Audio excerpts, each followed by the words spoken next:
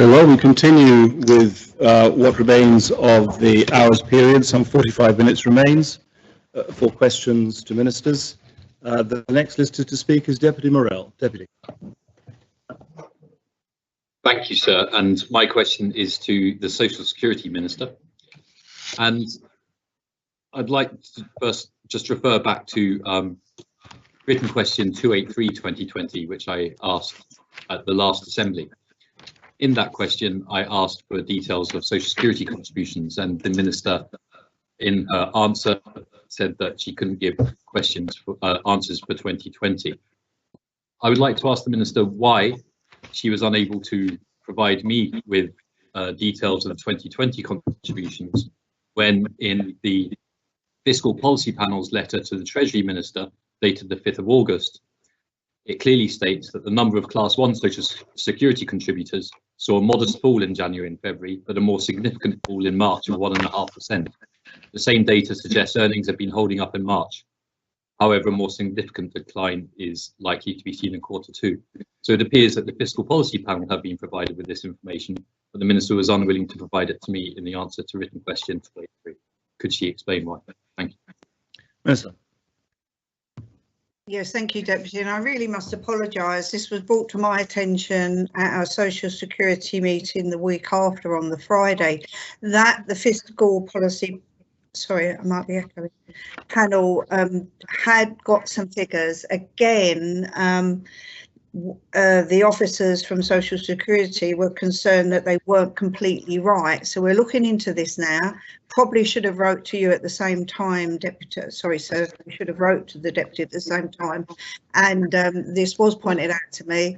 If there was no intention of not getting the Deputy the figures he requested, I was actually told they weren't available in, what's the word, a robust enough format. I will rectify that as soon as I possibly can, and I'm sorry again. Thank you, sir. Thank you, sir. Quick supplementary. Does the Minister have a time frame for correcting that and providing me with the Assembly with the answers? Sir, the officers were tasked, that would be 2 weeks ago because it was a state sitting, to find out what's gone on, and I will find out that time frame as ASAP and get back to the Deputy, sir. Thank you. Thank you. Very much indeed. Deputy Sutherland has a question for the Health Minister. Thank you, sir. Will the Minister publish the data which underpins the Jersey Care Model forecast showing the reduction of some 23 million of required expenditure growth for the healthcare system by 2036? And will he advise to what extent this is dependent upon moving residential and nursing placements from residential homes to patients' homes, and by moving treatment follow-ups out of the hospital and into the community? Minister. Yes, sir. The data will be published, is published in the proposition that has been lodged over the lunch break to seek approval for the Jersey Care Model. To that proposition is attached the PwC stress testing reports of the care model, and the Deputy will be able to dig down into the data.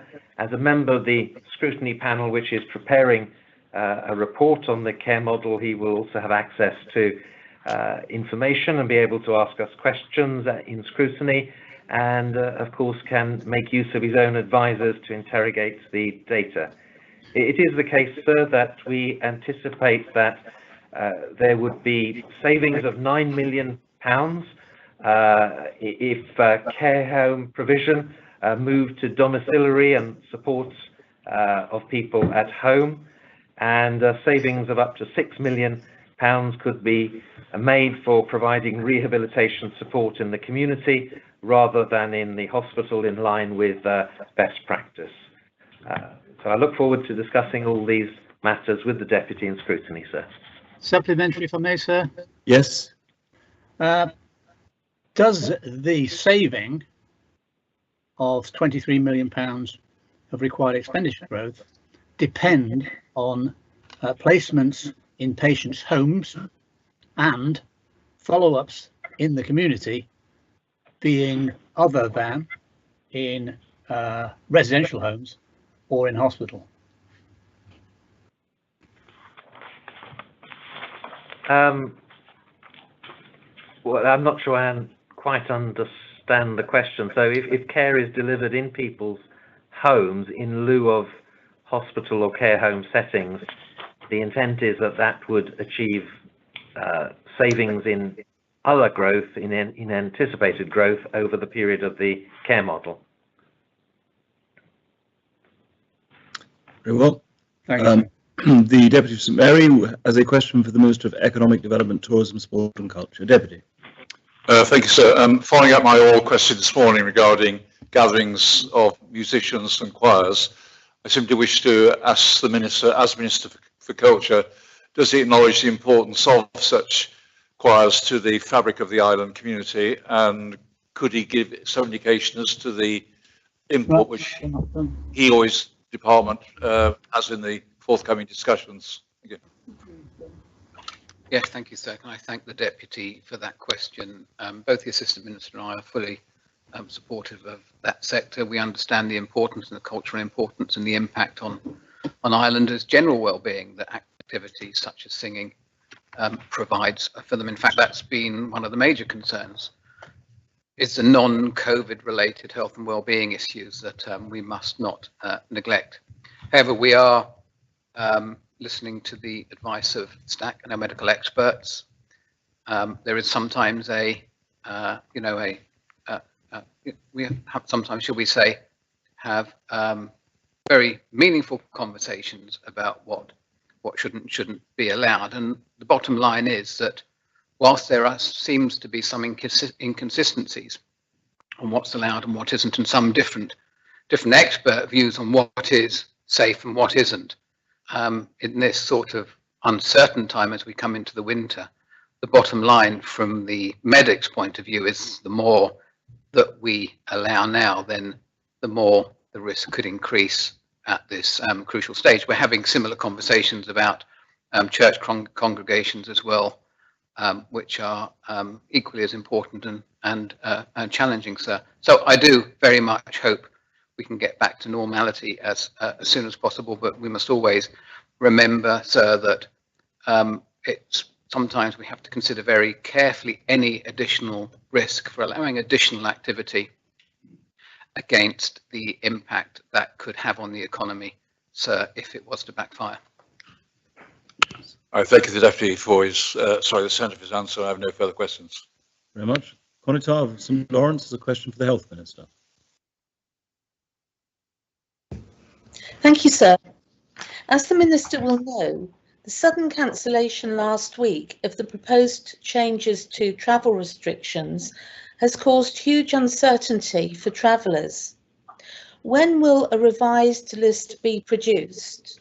And how much notice will be given of any further restrictions, such as changing an area to green to amber or red from green?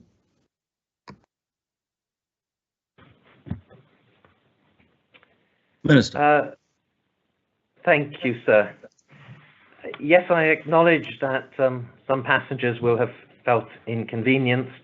It's not our intention, of course, to do so, but this is a difficult area to try and get right. So competent authorities ministers met yesterday. The Council of Ministers is meeting this evening.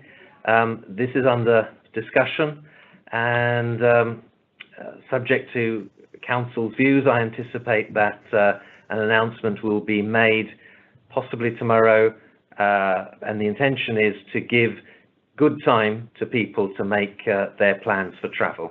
Thank you, sir. Thank you, sir. Can I have a supplementary? Yes, indeed. Can I ask the Minister to give a definition of good time, please, sir?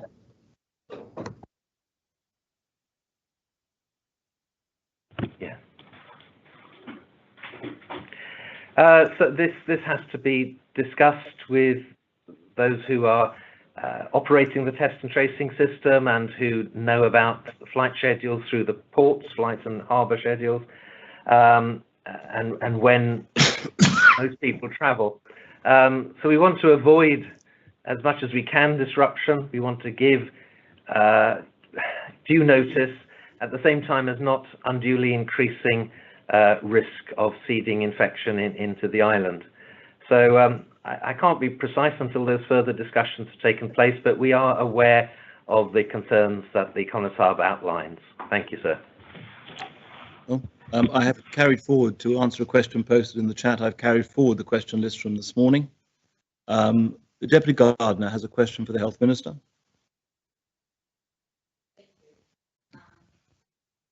Thank you, sir. As testing times are falling and infection rates in the UK are rising, would the Health Minister reconsider his decision to allow people travelling from the UK freedom to move around Jersey before they get their test results, and ask everyone to self-isolate till they get their results?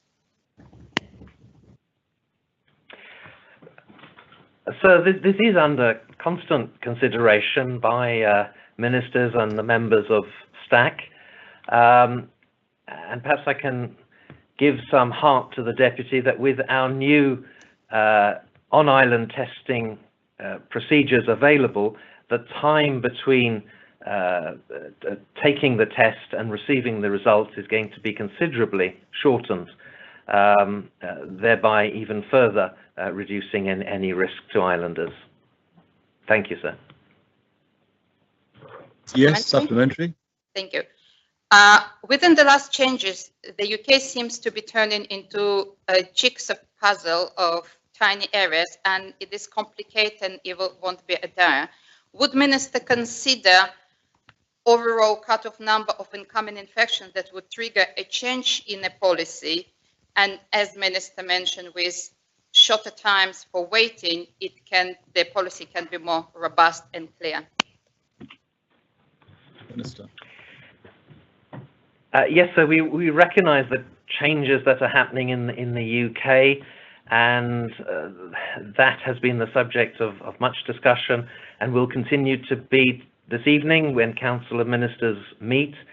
So we are continuing to try and ensure that our safer travel policy is the best we can achieve for the island, to ensure that we create the least possible harm to our health and well-being, and the matter is being reviewed in the way the Deputy suggests, and further announcements will be made when decisions have been arrived at. Thank you, sir. I'm afraid I'm going to have to pause at the meeting.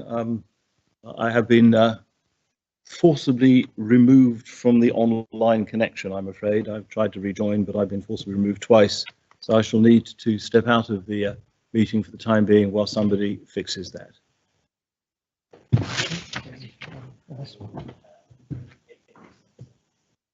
Yes, Are you asking for a recess there whilst that can I was happen? intending to ask for a recess on the basis that someone would need to fix it, but if the greffier is able to continue from where he is, but my machine is non-functioning at the moment. Are you able to continue, greffier? Yes, I think so. Very well. Members can hear me. Well, next to speak, I'm going to hand you the book.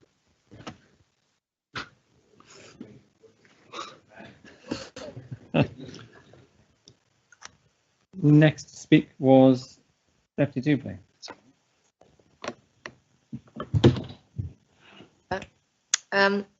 My question is for the Health Minister, and I refer to the news, which I'm not sure it was actually announced, but I think the media have picked up on a planning application regarding the maternity unit and renovations to that part of the hospital. And I'd like to ask the Minister what consultation he has engaged in with parents and healthcare workers, and what model of best practice is he following with this renovation, please? Minister. I think that the work we wish to do at the maternity unit is informed by the feedback from mothers and indeed fathers who have had their children there, and by the staff, and by looking at best practice in such units in other healthcare systems. This will be an improvement, a much needed improvement which is necessary until we get to the new hospital location. Thank you, sir.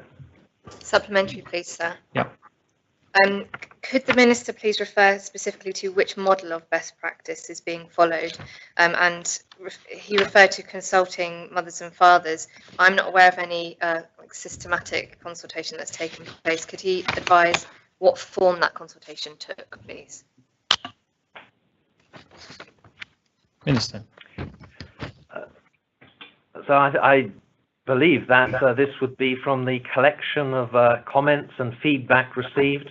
HCS throughout its services receives a great deal of feedback, and as to precisely which model, I will need to come back to the Deputy on that. And so many of the improvements that are needed are about decoration and providing storage space, and indeed improving our theatre provision for maternity too. Thank you, sir. Next is Deputy Ward, who asked the question to the Infrastructure Minister. Thank you, sir. I'm going to ask the Minister, does he have any plans to improve the cycle lane, in particular along St Albans Bay, for example, by resurfacing with a clearer, lighter surface, a more visible surface, and to improve signage for shared space, which may assist with some of the problems that arise there? Minister. Yes, indeed, sir. Officers are actually working on that as we speak. There is a new cycle lane being built behind the original seawall on the Esplanade, which will separate pedestrians and cyclists. And officers are also looking at the stretch going way back to the Gunsight Cafe to make sure that everything is safe and to try and keep people as separate as possible. So they're looking at ways we may lose a little bit of the car parking, but as long as both pedestrians and cyclists are safe, it'll be a good move, sir. Thank you. A supplementary, sir? Sure. Two things. One, whether a process of perhaps education about the use of shared space will be undertaken, and secondly, what's the timescale for the changes that he has suggested there? Thank you, sir. Minister. Thank you, sir. As I say, the new cycle lane is being constructed as we speak behind the seawall, so that's actually happening now. And officers are actively looking at ways of improving. It's an ongoing project. That whole length of pedestrian area and cycle lane going back towards the Gunsight Cafe. There was an accident a while ago where somebody strayed into the cycle lane and was hurt, and we're very aware of that. We just want to keep everybody safe, keep everybody apart, make sure cyclists are cycling at a reasonable speed and pedestrians and cyclists are kept separate, sir. Thank you. Next, I have a question from the Constable St Brelard to the Economic Development Minister. Thank you, sir. In the light of the second COVID wave materialising in the certain areas of the UK, would the Minister confirm that he's had discussions with Ports of Jersey as to how they might be dealing with that should the necessity arise in the island? Minister.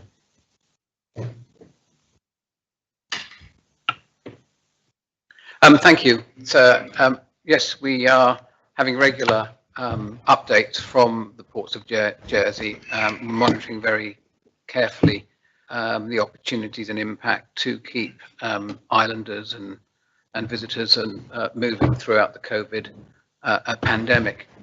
The latest challenges are, of course, coming from the reclassification of jurisdictions and regions within the jurisdictions as the number of COVID cases are increasing.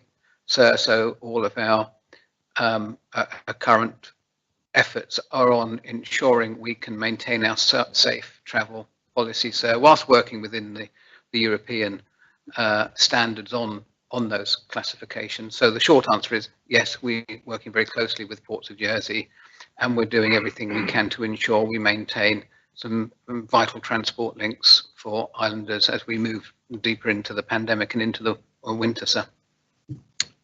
That's one. Sure. Yep. Has the Minister with the ports given any consideration to closure of the ports once again, should the necessity arise?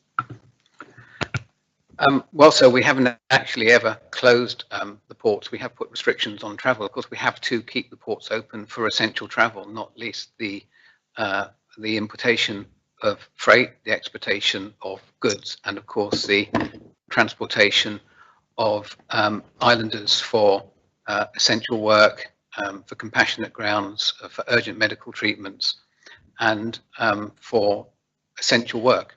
So we've kept that going right throughout the pandemic. And whatever happens with COVID-19, we'll have to keep those routes and those corridors of transport open. So of course the insurance is what we're doing now with our safe travel policy has only been enabled by the fact we have a very strong insurance policy with the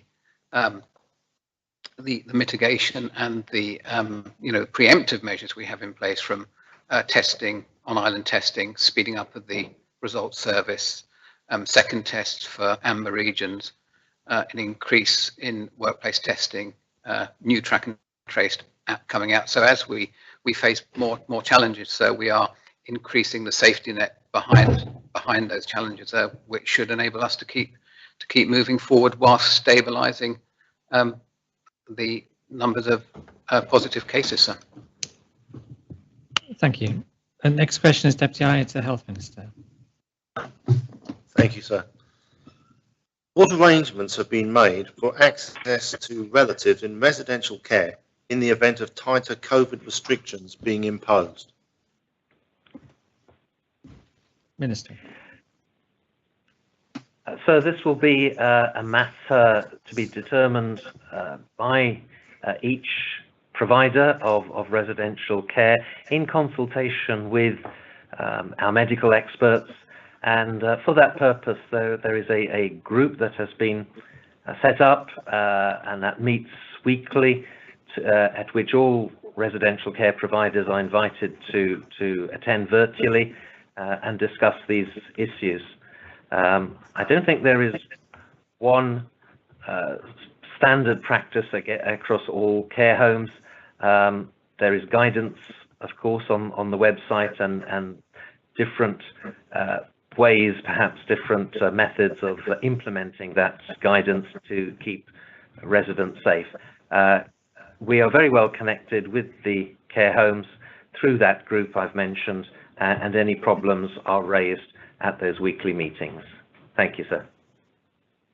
Supplementary, sir? Sure, yeah. Thank you. Under such circumstances, will visits be permitted to residents who are on end-of-life care? Thank you, sir.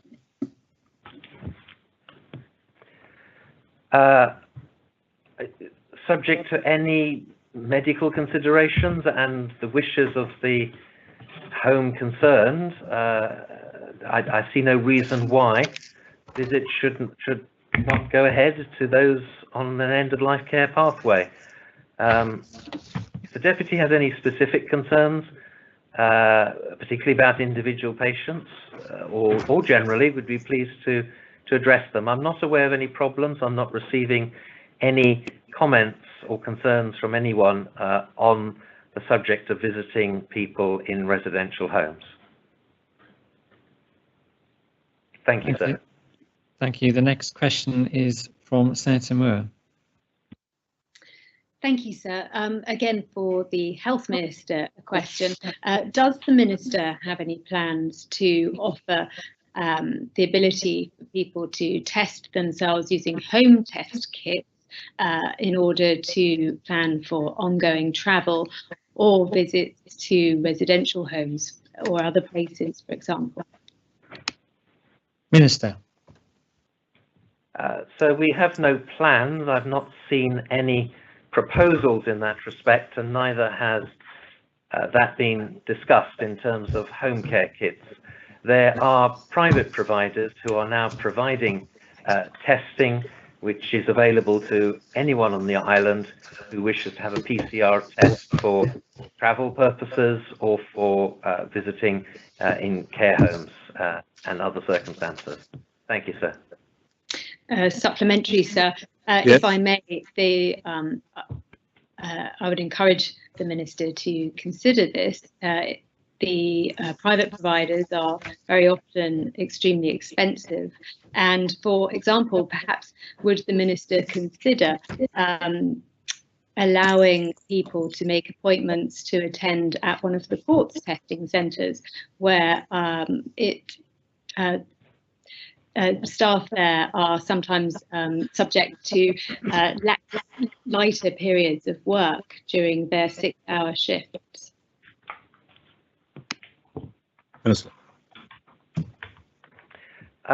We will consider the points raised by the Senator, sir. It is the first time this has been raised with me. I would just make the point that COVID-19 is a notifiable disease. So if it were to be the case that people were testing themselves at home, we would not want them, if they returned a positive test, we would not want them simply to sit on that information and isolate. We need to know that they have returned a positive test. So there is that risk if home tests were available that we wouldn't have that oversight and hence could not monitor the spread of infection in the island. But I will speak with officers and the matter will be considered. Thank you, sir. Very much. Deputy Higgins has a second question for the Minister for Home Affairs.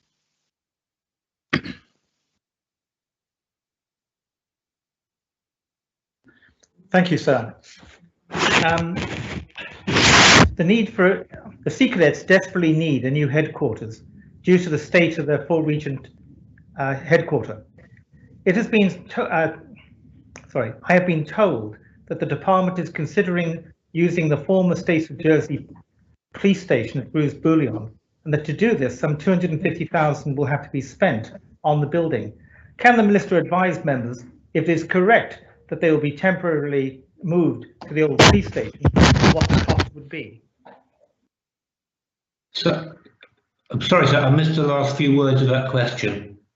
Yes, I'm afraid that was cut out for us as well. What were the last few words you said, Deputy Higgins? Asking if the Minister can also confirm the cost of the work that needs to be done in the building. Thank you, sir. I've had a meeting not so long ago with the committee members of the Sea Cadets, and I agreed with them that the Sea Cadets have had a pretty raw deal over probably the last couple of decades, and the building at Fort Regent currently is not fit for purpose. So we have agreed that a temporary headquarters would be found for them, which should be operational next month, and I believe the committee are very enthusiastic about what we have offered for them. I can't remember what the actual costs are.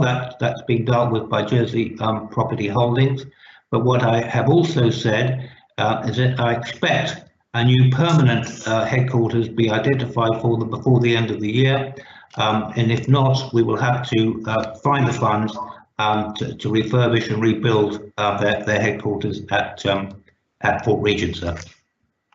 Supplementary, sir? Yes, indeed, Deputy. As the Minister knows, I'm fully supportive of the Sea Cadets and the value of the organisation.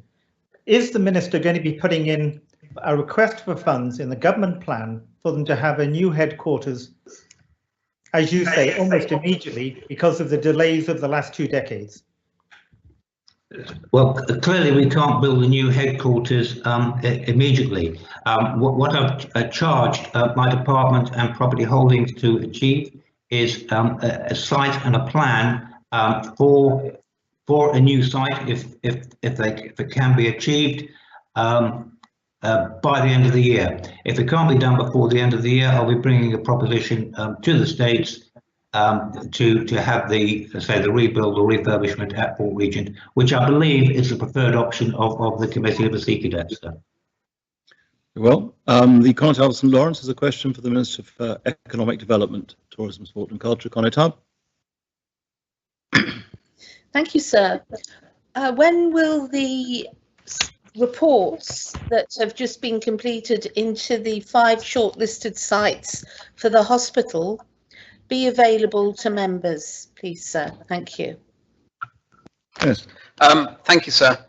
The reports have been finalised now, the site selection shortlist reports, and are coming to the political oversight group, I believe, tomorrow. So the proposal is then to publish the reports and make public the information. So when we lodge the report on the preferred site on the 5th of October, that is the current timescale. Thank you.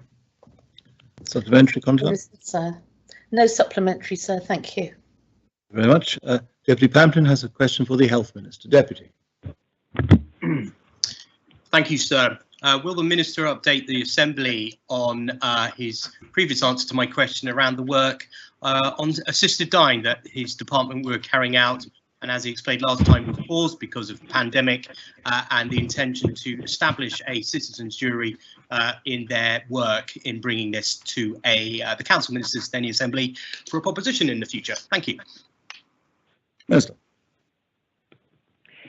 Yes, sir. As the Deputy outlined, a citizens' jury was proposed, but of course that could not proceed due to the COVID emergency.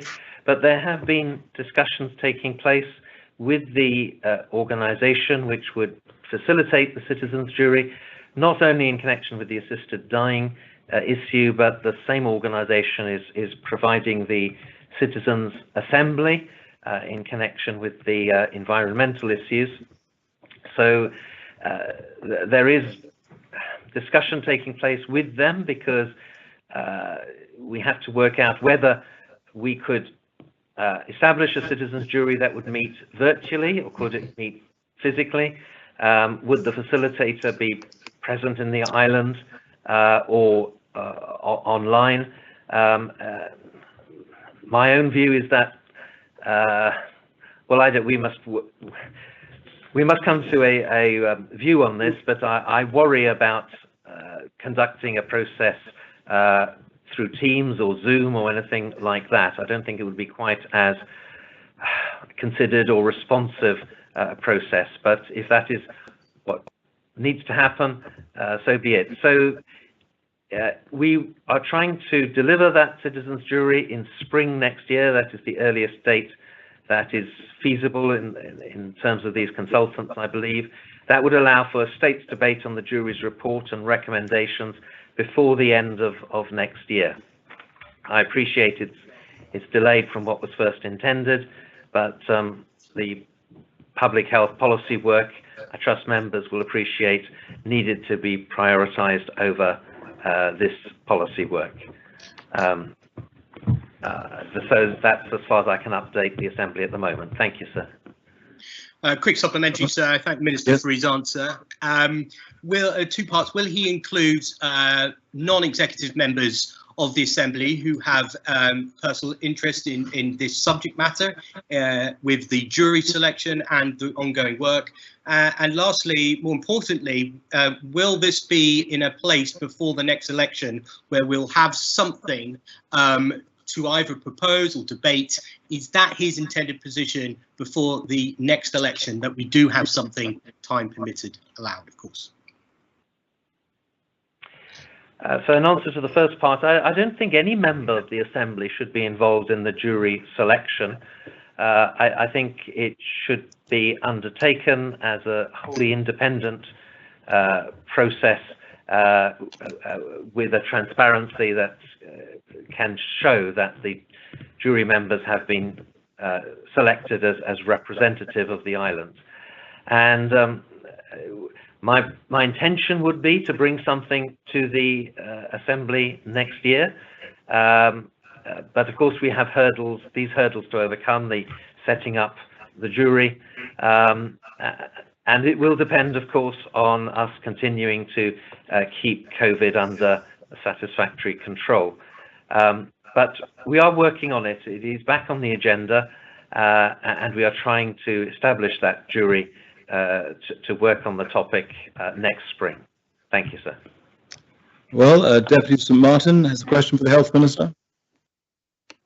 Thank you, sir. And it's a follow-up to the last question. I'm very disappointed with the Minister's answer there, I have to say. I'm sorry to say that it's all well and good to say it's COVID related, but the citizens' jury by definition are not civil servants and they're not politicians, and they are people who may well have been available via a video link. We ourselves have managed to work remotely.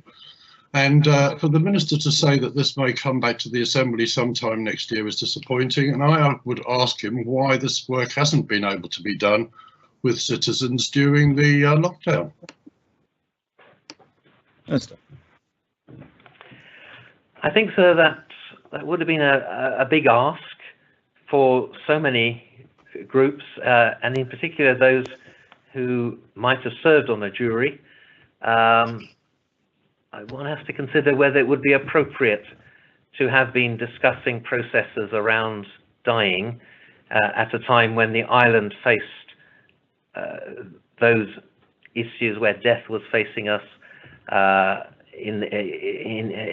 in March and April of last year, and just the limitations on the public service, that everybody's work was funneled into the protecting the island from the COVID virus, and this to have to drawn off officers to establish a citizens' jury. I don't think also we could have had the facilitators involved from the UK, and that is necessary to ensure transparency and independence. So it's just unfeasible. I'm sorry if it's upset the Deputy, but it would not have been feasible to go ahead as planned, and I do hope members appreciate that. Supplementary, Deputy? Supplementary, Deputy? Thank you, sir. No. Thank you. Senator Moore has a question for the Minister for Economic Development, Tourism, Sport and Culture. Senator. Thank you, sir. Is the Minister considering offering any financial incentives to airlines?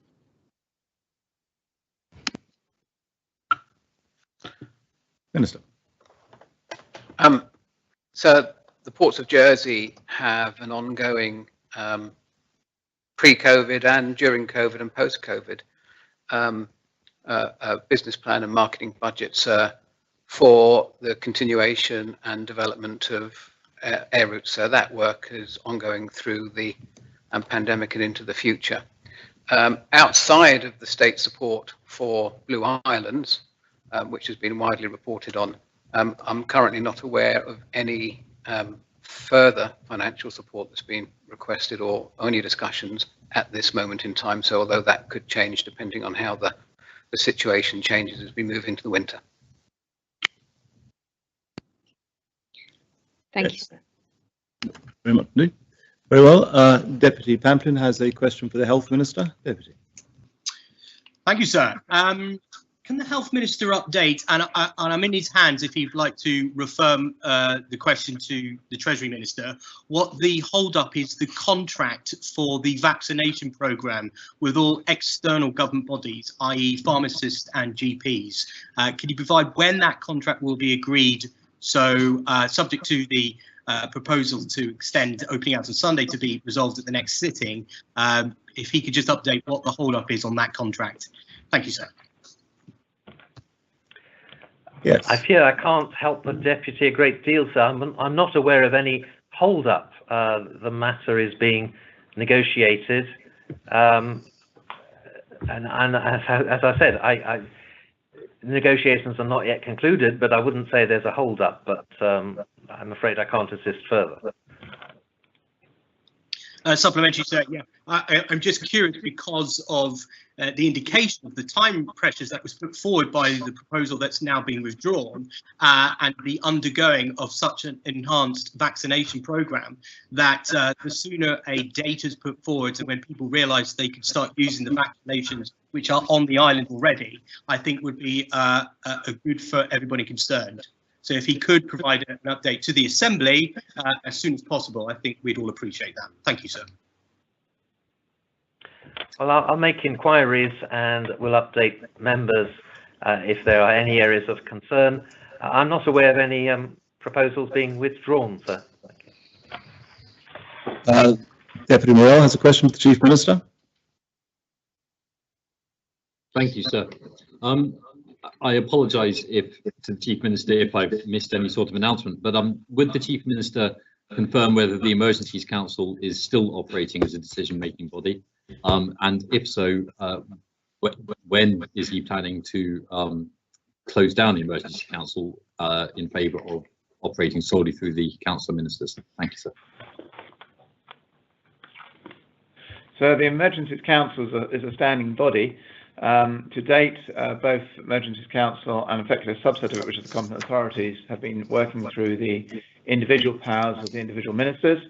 And the splits, broadly speaking, is that the health crisis sits with the Emergencies Council, and if time is an issue with the competent authorities, and then the economic side of things, because that tends to be a slightly slower pace, relatively, goes up through the Council of Ministers. That's the process that's staying. Emergencies Council is likely to next meet probably sometime in the next 2 weeks, sir. Thank you. Supplementary, please, sir. Yes. So it's interesting how the Chief Minister says the Emergencies Council is a standing body. That may be the case, but it's still up to the Chief Minister to call the meetings of the Emergencies Councils. Does he have a time frame in mind when he will say that the work of the Emergencies Council with regard to COVID is over? Is that something that he has?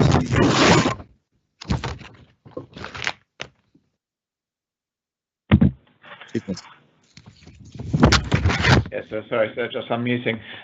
So the Emergencies Council is going to continue throughout the pandemic crisis, sir, and therefore I'd envisage, particularly given what we are seeing elsewhere at the stage, that it will continue meeting probably until first quarter, end of first quarter-ish next year, sir. Very well. There may just be time for a question from Deputy Higgins for the Minister for the Environment. Deputy Higgins. Thank you, sir. Can the Minister advise members what powers he has to require owners who have planning permission to expedite their developments, and if not, to demand that their properties not be left in a dilapidated condition? And the sort of eyesore I've got in mind is the old Pinocchio restaurant site on St. Albans Inner Road, which has been left almost derelict since planning permission was given maybe 10 years ago. Thank you, sir. On the question, there's quite a bit to that question. First thing is, what powers does the Minister have to ensure that a planning permission that is being given and commenced is completed in a timely basis? The answer is none. But there are separate conditions relating to the condition of buildings, procedures whereby if something is considered to be, I can't remember the wordings of the words, but there are certain criteria in the law that requires a condition notice to be served.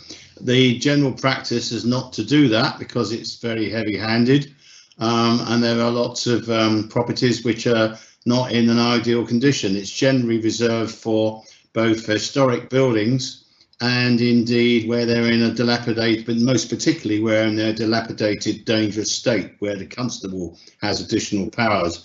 I think the one example I think is getting really close to serving a notice on ourselves, and I've advised the officers on La Folly, where I'm really convinced that we've got a building there which is in a very poor state and should be dealt with. So I think that's the kind of criteria. It's an exceptional basis. That's the best I can answer for the Deputy at the moment, I think. Supplementary, sir. Well, no, I'm afraid that brings to an end the time allocated for questions under this heading, Deputy. So that now concludes question time, and there is nothing under J or K, so we come on to public business. Before we start public business, I understand that the Minister for Economic Development, Tourism, Sport and Culture would wish to postpone the debate on the draft shops regulation of openings, amendment, practitioner surgery and pharmacies regulations to a later sitting. Minister, do you want to say something? Thank you, sir. That is correct. And following a meeting yesterday, sir, with the Health and the Economic Affairs Scrutiny panel, sir, who have asked for more time to consider this, it was agreed that I would withdraw this today, sir, and give members notice and intend to bring it back, hopefully with the support of the scrutiny panel, sir, at the next sitting on the 6th of October. Can I thank members for their understanding? Thank you. Thank you very much, Minister. Well, the first item of public business is the Senators and Deputies removal of citizenship requirement, P75, lodged by Deputy Tadier. There are 3 amendments lodged to the proposition, one from the Deputy himself. Deputy, are you looking to proceed with your proposition as amended by all of the amendments? Yes, please, sir. Very well. Does any member object to that way of going?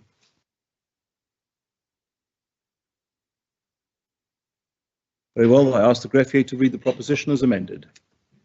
The States are asked to decide whether they are of opinion, A, that the requirement that senators, constables and deputies must be British citizens should be replaced by a requirement that they must be British or Irish citizens, or qualifying citizens of a Commonwealth or European Union country.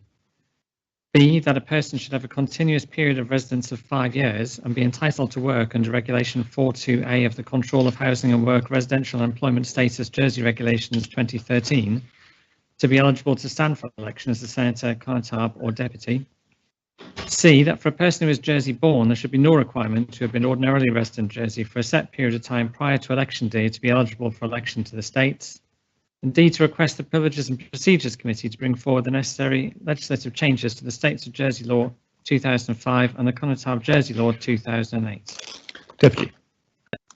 Thank you, sir. It's unusual to be back in the Assembly and to be sitting down to address yourself and other members. It almost feels like an act of rudeness, but I know that it won't be taken like that. Very pleased to be back in here today, and hello to my colleagues who are listening online. This debate, first of all, is not the same proposition that I had tabled, and in some ways that I had to get my head around that, because for me this is really quite a principled argument. I've held this view for quite a long time. It's one that's shared by many, and it's one which is opposed to an extent vociferously and viscerally by others. But I think that there is a middle ground when it comes to looking at progress that can be made in terms of election candidacy and criteria and eligibility. And that recognises the fact that we're not in stasis as an island or a democracy, that we've evolved in many ways. And this debate has the potential and the risk, I would say, of taking us down many sidetracks and avenues about abstract concepts of loyalty, about technicalities of what happens in a scenario where we might go to war. But what I would ask members is to really look at the high-level narrative, which I think I and Senator Gorse and others are looking to bring, not just to the Assembly, but to apply to our island community more generally. That is one to say that what is the narrative that we want to be telling about our island and our democracy? And for my part, and I know for many others, it's one about openness, about the fact that we are modern democracy, sir, that we are looking out towards the world, and that, as always, Jersey has been a melting pot for many different ethnicities and nationalities. And many people come to Jersey who are not born here, from different backgrounds and different nationalities, and make it their home. It's a slightly risky thought that I just jotted down a moment ago, sir, but I'll say it nonetheless, and there are many variations. I've heard it said that we are British by accident, but we are Jersey through choice. And that's not in any way to denigrate or take away from our British heritage.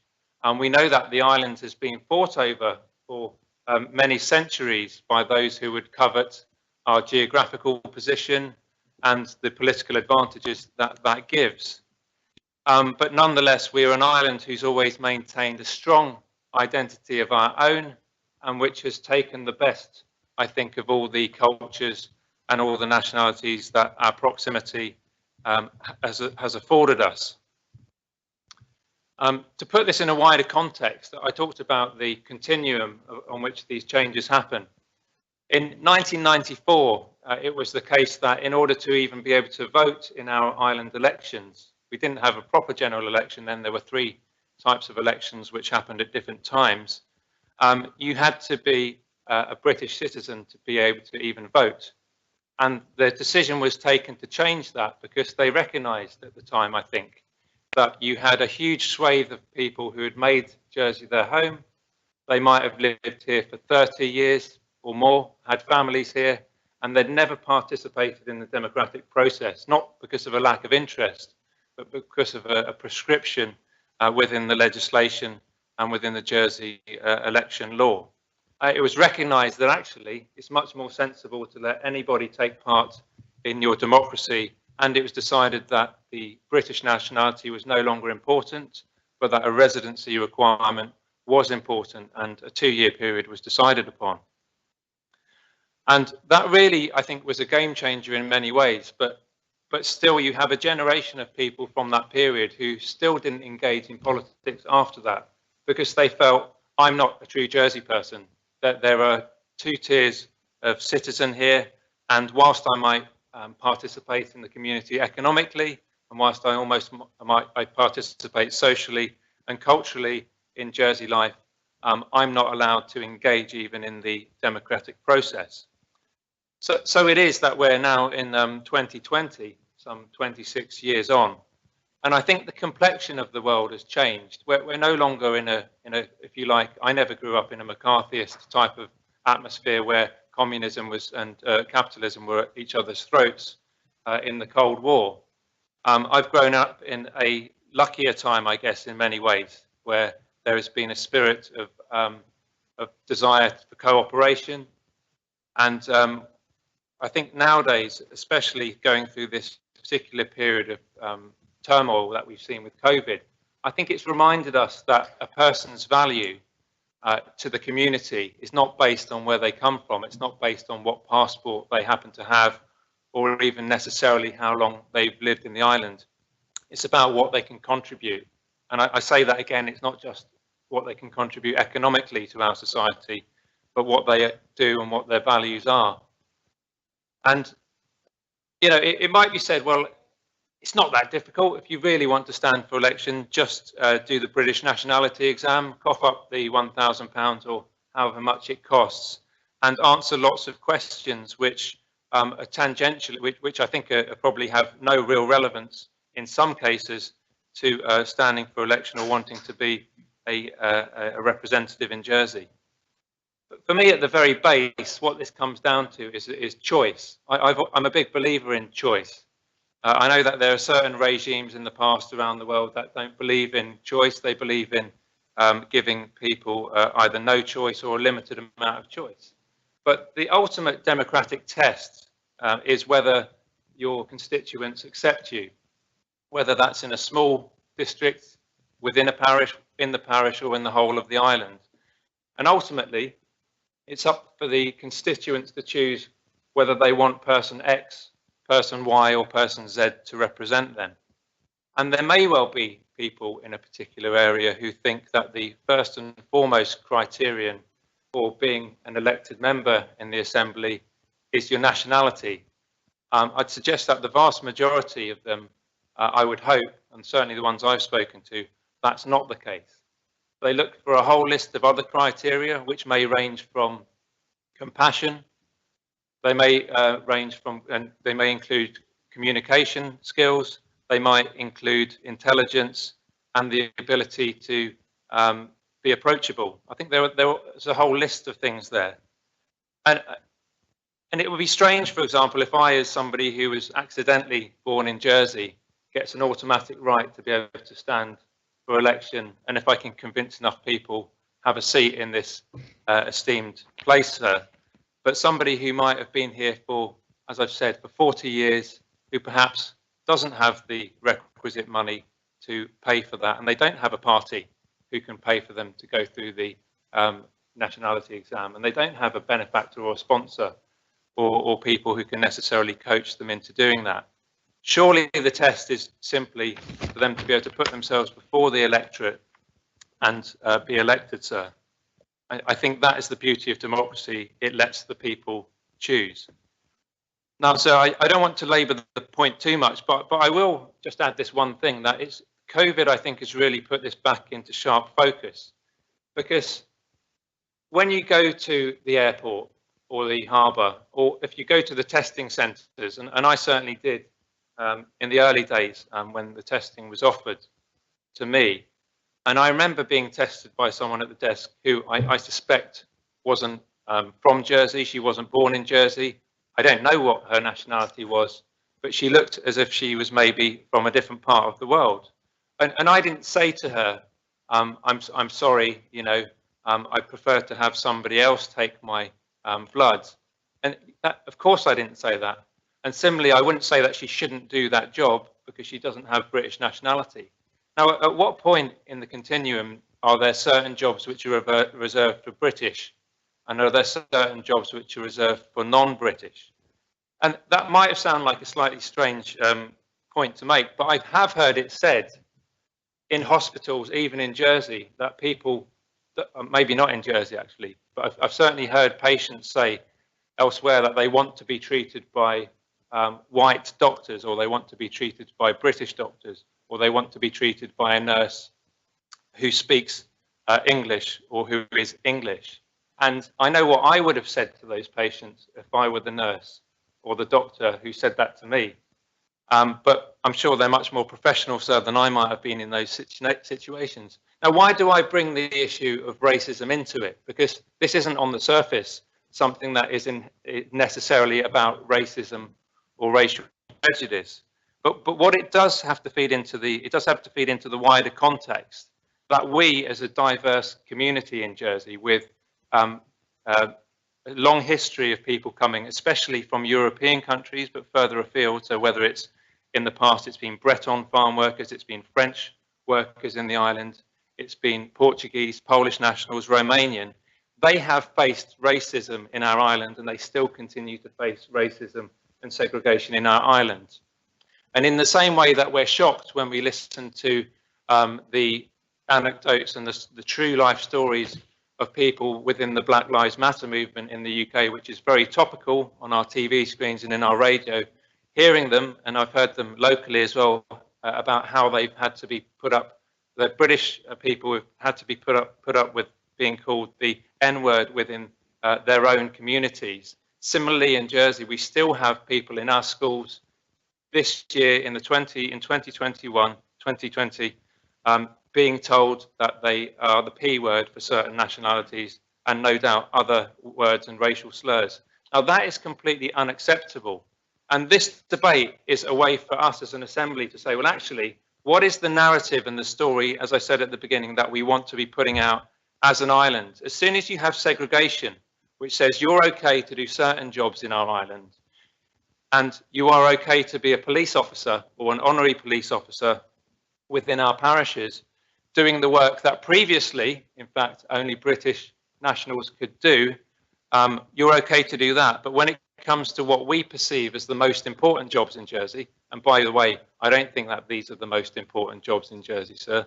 I think that everybody plays a very vital role in the island. Who are we to say that certain jobs are reserved for one section and certain jobs are reserved for another? So that's where I'm coming from. I don't mince my words. Members will know me by now. That's how I feel about these issues. And I do want to talk to the amendments, because I think there'll be some members out there nodding virtually or otherwise with me, saying, yep, absolutely agree with what Deputy Tadhia has said for the most part, and there'll be those who don't agree. My concern is that there are people out there listening and saying, yeah, that's all sounds quite reasonable. It can't be right that an English or a Scottish person can come to Jersey and stand for election after 2 years, but a Portuguese person who's lived in Jersey 35 years and knows Jersey like the back of their hand and is well established in the community can't stand for election. I think people get that. It's an absurdity, because this is the Jersey Parliament. It's not the British or the UK Parliament. But they might be thinking, but I can't accept Senator Gorst's amendment because that creates now a two-tier system. It creates a two-tier system between, on the one hand, the British, the Commonwealth and the EU citizens.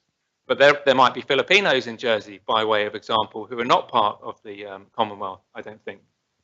I may stand corrected. Who are not part of the Commonwealth. There may be people from Russia or from China who would want to be in Jersey and who have lived here for decades who also stand. And absolutely, I accept that as a purist argument, that is correct. But again, I want to look at this in the whole. I look at the Jersey community, and the vast majority of foreign nationals who have made Jersey their home do come from the European context, and they probably come from those countries that I mentioned before. And of course, we know that we've had a long history in recent times certainly, of those from African Commonwealth nations coming to the island as well. And so I see this as a huge step forward, and the attractiveness about what I think in Senator Gorse, although it's not the purest model that I would ideally like to seek, is that there is at least an inherent logic in his report, because you can argue, of course, that European Union member states and Commonwealth member states share some of the commonalities with what we have as a democracy. They probably follow many of the standing orders, certainly in terms of the Commonwealth, and that the value systems and the general ideas that we aspire to, all within the valid political differences that we have, are well understood and well shared. So I would ask those members who I completely understand might be wishing to pursue that, as I said, that purist argument, to actually look at the bigger picture of what we can achieve. We can go out into our communities and say that we've achieved something progressive today and that we've heard their voice. Turning to Deputy Higgins' amendment, which deals specifically with the ability for for Jersey-born people who might have been away and therefore not had the requisite time back in the island, I'm fairly relaxed about that. I personally think that it might cause an issue when it comes to a disparity between those who can vote in Jersey, because you have to normally have been here 2 years to be able to vote. But although, as long as you've been back for 6 months, you're okay if you've already got your status. But I'll certainly let Deputy Higgins speak to that. But I'm quite relaxed about that, because different countries do have different approaches. I'm going to try and anticipate a couple of the arguments that will come up. I've tried to keep this about the positives about why we should adopt this, but I'd like to preempt some of the arguments that may come forward in due course. I think one of the arguments that has been put forward is the one about what happens if we go to war. And as I said, I think that's a slightly strange argument. We live in peace times. It's entirely possible already in many countries which allow EU nationals to stand for election for that to happen. And I think you could actually ask, what happens if we go to war with Westminster? Because that's probably much more likely in a lot of ways. And I don't mean literally in a physical war, but we know that there's always been a healthy tension and sometimes an unhealthy tension between what the drivers are in the UK politics and how they might seek to encroach on what Jersey is trying to do in its own domestic and increasingly in its own foreign policy. And it seems to me that actually, if we only allow British people to stand for election who might not have been here for even 5 years, they're much less likely to necessarily know the island than somebody who's a foreign national, let's call them. I don't particularly like that term, but it's been here a much longer period of time. So I think I'll leave those arguments there, because I probably lost my thread slightly on that particular part. I think this is the point at which to move the proposition as it's been made, and as I said, I look forward to hearing from members, and hopefully we can keep this to a positive debate, sir. Thank you. Very much, Deputy. Is the proposition seconded? Yes, sir. Yes, sir. Any member wish to speak on the proposition?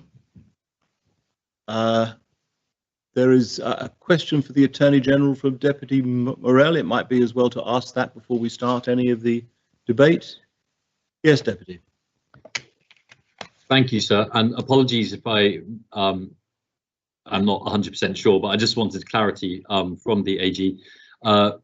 At the moment, with regard to Part B of the proposition, at the moment, is there a minimum time that somebody must have been resident in Jersey before they can stand for election to the States Assembly?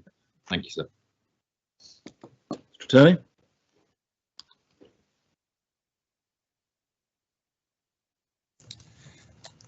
So yes, there is a minimum time.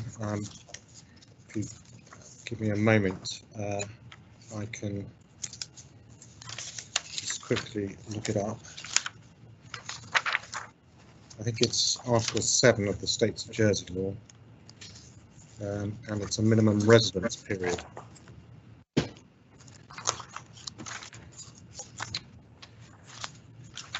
Sorry, I thought I'd printed it off, but I'm having trouble finding it. But if you, oh yes, now I've got it. So the minimum requirement is that well, the person's got to be it is Article 7 of the States of Jersey law, and the person must be of full age and have been ordinary resident in Jersey for a period of at least 2 years up to and including the day of the election, or ordinarily resident in Jersey for a period of 6 months up to and including the day of the election, as well as being ordinarily resident in Jersey at any time for an additional period or additional periods which total at least 5 years. So there is a minimum residence requirement.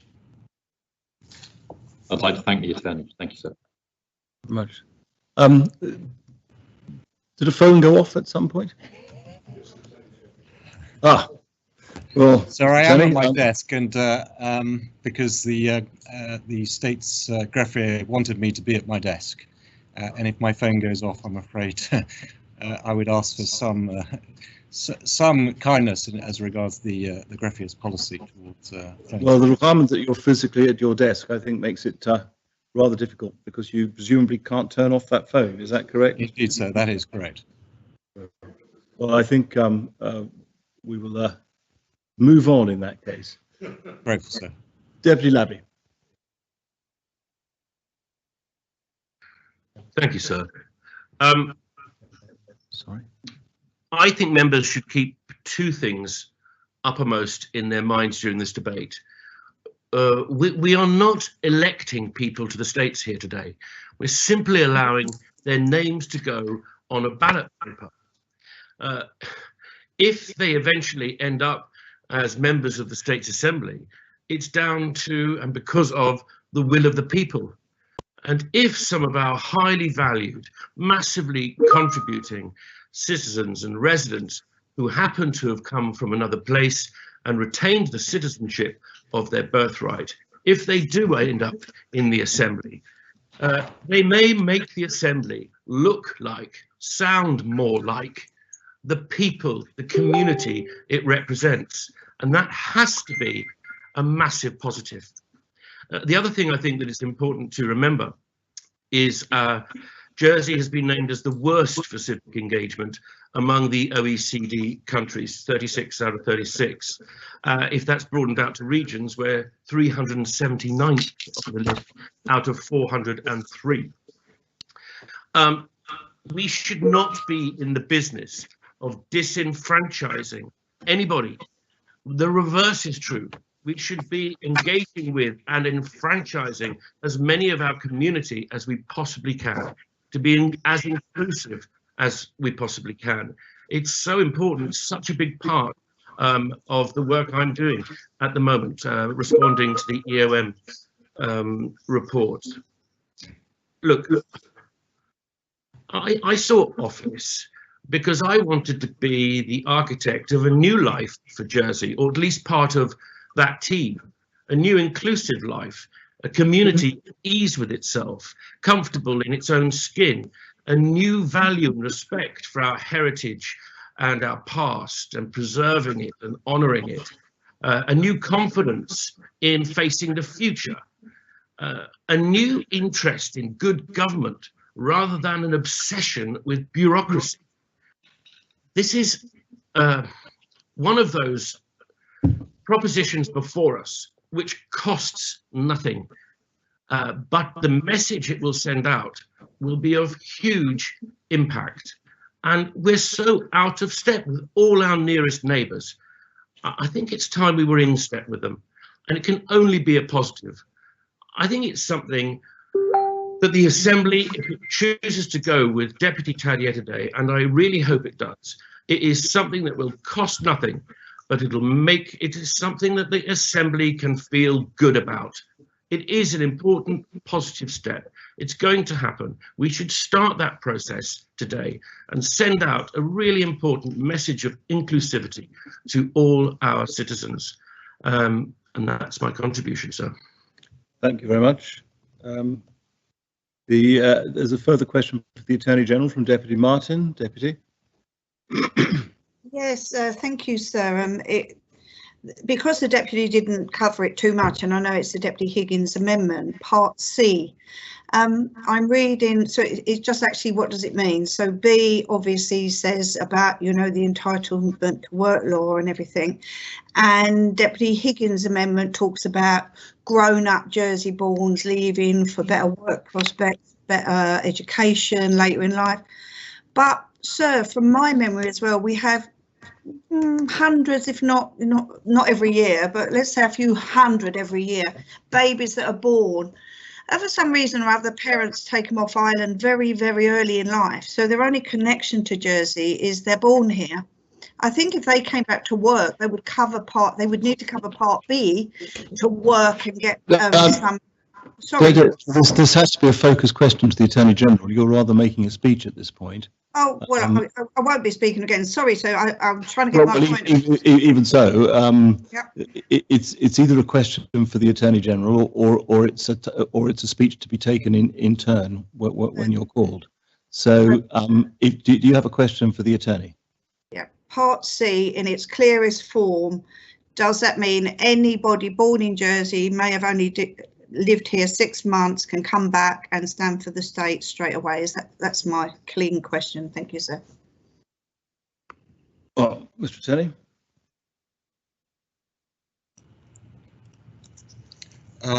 Well, sir, it may be that that you sir might think this is the meaning of a proposition as amended as a matter for the chair, but for my part, that I must say, as I read at least the version that was circulated in Deputy Tadier's email this morning, I had understood that yes, there would have been no requirements for ordinary residence for a person who was Jersey born, and that would include persons who were just born here and then left the island for whatever reason, perhaps within a few months or years after their birth.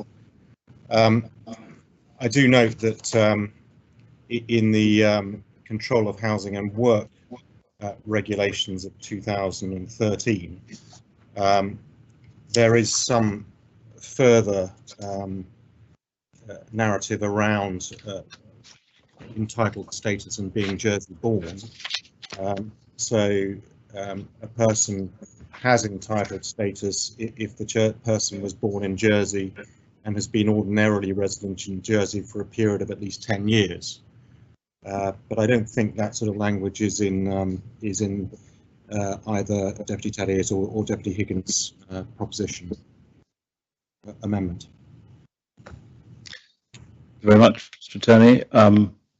You are right to make the observation that the interpretation of the proposition is a matter for the presiding officer, and I agree with the tentative suggestion you have made as to its meaning, which is there will be no requirement for residence, and therefore a person who is Jersey born can vote at any point in effect.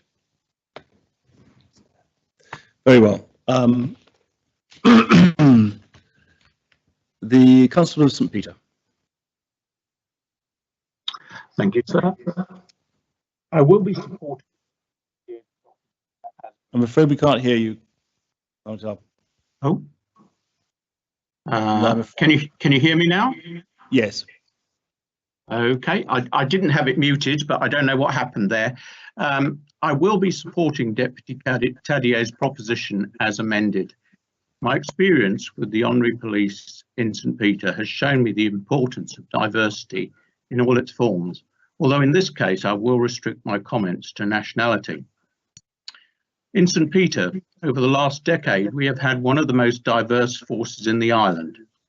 We have welcomed officers from any nationality, provided they could legally stand for nomination, and pass all the relevant checks. And our force has been strengthened as a result. To date, we have had officers who were originally nationals of Portugal, Poland, Romania, France, Canada, New Zealand, Bangladesh, India and Mexico, as well as officers from Jersey and the UK. One of our centeniers is probably the only Czech national to serve as a centenier and is much appreciated by everyone in the parish. They have all brought their own skills with them, and their experiences of jurisdictions outside of Jersey has enhanced the Honorary Police. In many cases, they have been fluent in several different languages. Perhaps the only skill which we could not benefit from was our Mexican officers' previous experience of fitting bulletproof glass cars, which we did not consider necessary on purchase of a new police car. Likewise, I believe the Assembly can benefit from this diversity and the knowledge and experience of people who've chosen to make Jersey their home, and it is time that we should do this. I would ask all members to vote for this proposition. Thank you, sir. Deputy Guida. Sir, sorry, this is a little bit novel. I keep learning from all those professional politicians from Reform how you structure a speech by first extremely quickly dismissing all the really important parts and saying, no, we should concentrate on this because those things which actually are founded in legalities, we should really not look at them. Just because we've spent most of our adult life living in an entity, Europe, where nationality was slowly not degraded, but spread around and made less important, doesn't mean that nationality isn't important. In fact, it raises rights and duties at a massive level. And just because we've avoided them, living in Europe and not having to think about them too much, doesn't mean that they don't exist. We're talking about war. I'm sorry, this is going to be a little bit disjointed, but yes, war. We're not foreseeing any large world conflict in the future. But if we elect somebody in the Assembly who is a foreign national, not naturalized British, it could be anybody in the world. The way our Assembly works also means that it could have any position within our Assembly. So anybody elected as a deputy of the smallest parish can actually become chief minister. We could have a chief minister from Syria, with which our government is not exactly in good terms right now. So what does it mean for us if our chief minister right now is from a country with which the British as a whole have a small difference with? These things can happen. There are some duties due of a British national that are not due of a non-British national. We have just extended the sexual offences law to apply to the whole world, but only to British citizens. So if you go to Thailand for a little sexual holiday, we can actually pursue you there, extradite you, and try you in Jersey for that crime committed abroad, if you're a British citizen. If you're not, well, fine, go there, break their laws, break our laws, nothing we can do about it. This is two duties that I can think of, but there's actually quite a long list of duties that British citizens have to comply with when they're in Britain, and which we wouldn't be able to enforce on citizens of other countries. We're talking very quickly, dismiss allegiance. Allegiance is not important. Why would we bother with allegiance? Well, right now I'm a British citizen. If the French call me and go, so tell me, how's this fishery thing going on? What's your negotiating point right now? Well, if I was exclusively a French citizen, I would probably not even be allowed to have a second thought about it. I would say, sorry, but legally, my allegiance is to a different state, and secrets of the Jersey state are less important. It doesn't matter that I swore allegiance to the crown of a different country. You know, the French have a hold on me. Well, no, I'm a British citizen. I have sworn allegiance to the crown several times, and I take this seriously. And legally, it is very seriously. Sorry, it is very, very serious. It is something that actually could lead to jail. But I don't have a problem. I am sorry. I'm a British citizen. I swore allegiance to the crown. I cannot divulge the secrets of my state, even to a country I am also a citizen of. Again, this is really the things that come up like this in my head for this particular discourse, and I am just scratching the surface. This is very, very important. It also brings the point that there needs to be a filter to who can become a member of the state. Usually, it evolves through time, and it ends up, being reasonable because you see that it actually works.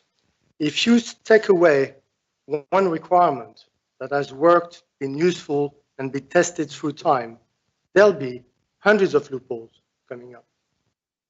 So it will be very, very easy if we take away the nationality requirement to have other problems. I mean, if you don't take the nationality test, we don't actually have test of English as a foreign language as a requirement.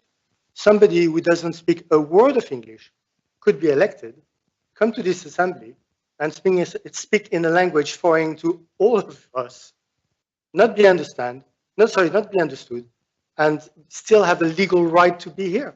What do you do then? Cultural things. I have changed countries. I have lived in different countries 11 times in my life. In each country, I felt like a guest. I'm here. Thank you very much for having me. I will have a good time while I'm here. I'll try to be helpful, but I am a guest. I am not going to interfere with your culture, and I'm not going to try to change the way you do things. And then I ended up in the place, yes, the place of my choice, where I chose to finish my life. And this place I want to help further, and this place I want to help direct. However, I accept 100% that this place would say, before you have anything to do with us, we want to make sure that you know about our past, that you know about our culture, that you know about our history, and that you could speak our language. The naturalization process is very, very simple. If you have spent 5 years in the UK, you're allowed to take it. There is one test of culture, which frankly, almost 90% consists of remembering the name of the 6 wives of Henry VIII, and a test of language, which is again, very basic conversational English. It is very, very simple. And it is a great leveler, because it's not about Europeans or Commonwealth citizens. Anybody in the world who has spent 5 years anywhere in Britain, anywhere in Great Britain, can become a citizen. So you know that when you have a British citizen, there is a very, very small, very low common level of cultural knowledge, English knowledge, and the desire to truly participate in the life of their country.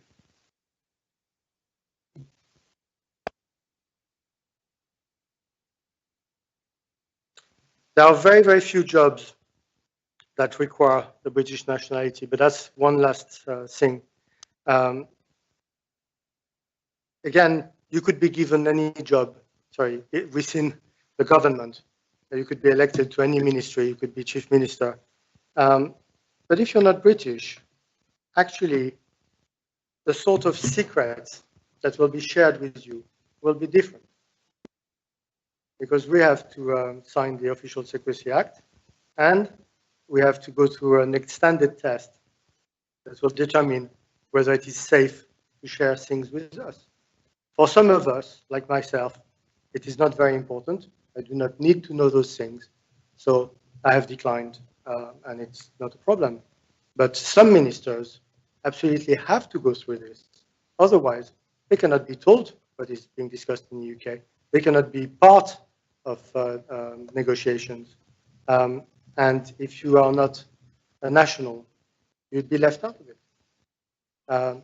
Anybody working at the borders has to be a British national. It would be very, very difficult to have somebody from a different nationality entrusted with keeping our borders safe. There are quite a few jobs like that where the British nationality is important, the nationality of the country. So the last thing, yes, I would like to mention again, you can become a dual national of every country in the world. So there is no barrier to actually opening a dual nationality. There is an exception of 10 countries which will not allow you to claim dual nationality. So for example, if you want to naturalize as a German, they will want to make sure that you do not have any other nationality. If you want to be in Germany, if you want to nationalize as German. But they would not take your nationality away if you nationalized as something else. They actually do not have that right. And I believe it is true for the other countries like Japan and Andorra, who cannot accept dual nationality. So there are really no practical obstacles becoming British, and I think quite a large interest in doing so if somebody aims to be part of the States of Jersey. Deputy, did you have a point of order, Deputy Tadier? Yes, sir. I don't want to interrupt what was a very good speech, but I think the Deputy said something which would be misleading, which was that anybody could get elected and speak any language in this assembly. I don't think that our standing orders permit that. Could you just confirm which languages we are allowed to speak and address people in the assembly? Well, as I'm sure members are aware, there are only 3 official languages in the States Assembly: English, French, and Jarier. The most recent is a recent addition, and the language of the Assembly must be carried out in one of the business of the Assembly must be carried out in one of those languages. That is clear. Very well. Conor St Mary.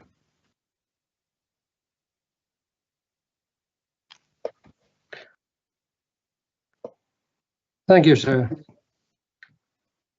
If someone has been living in Jersey and wishes to serve our island in the States Assembly, then surely being British is vital. If not, we could actually have our legislation and constitution changed by someone who has no permanent connection to Britain. We are British. We fall under the Jersey flag, but I am proud to be British, and I would be appalled, along with many Jersey people, that anyone who is not British could actually change our legislation. Thank you, sir. Deputy Gardner.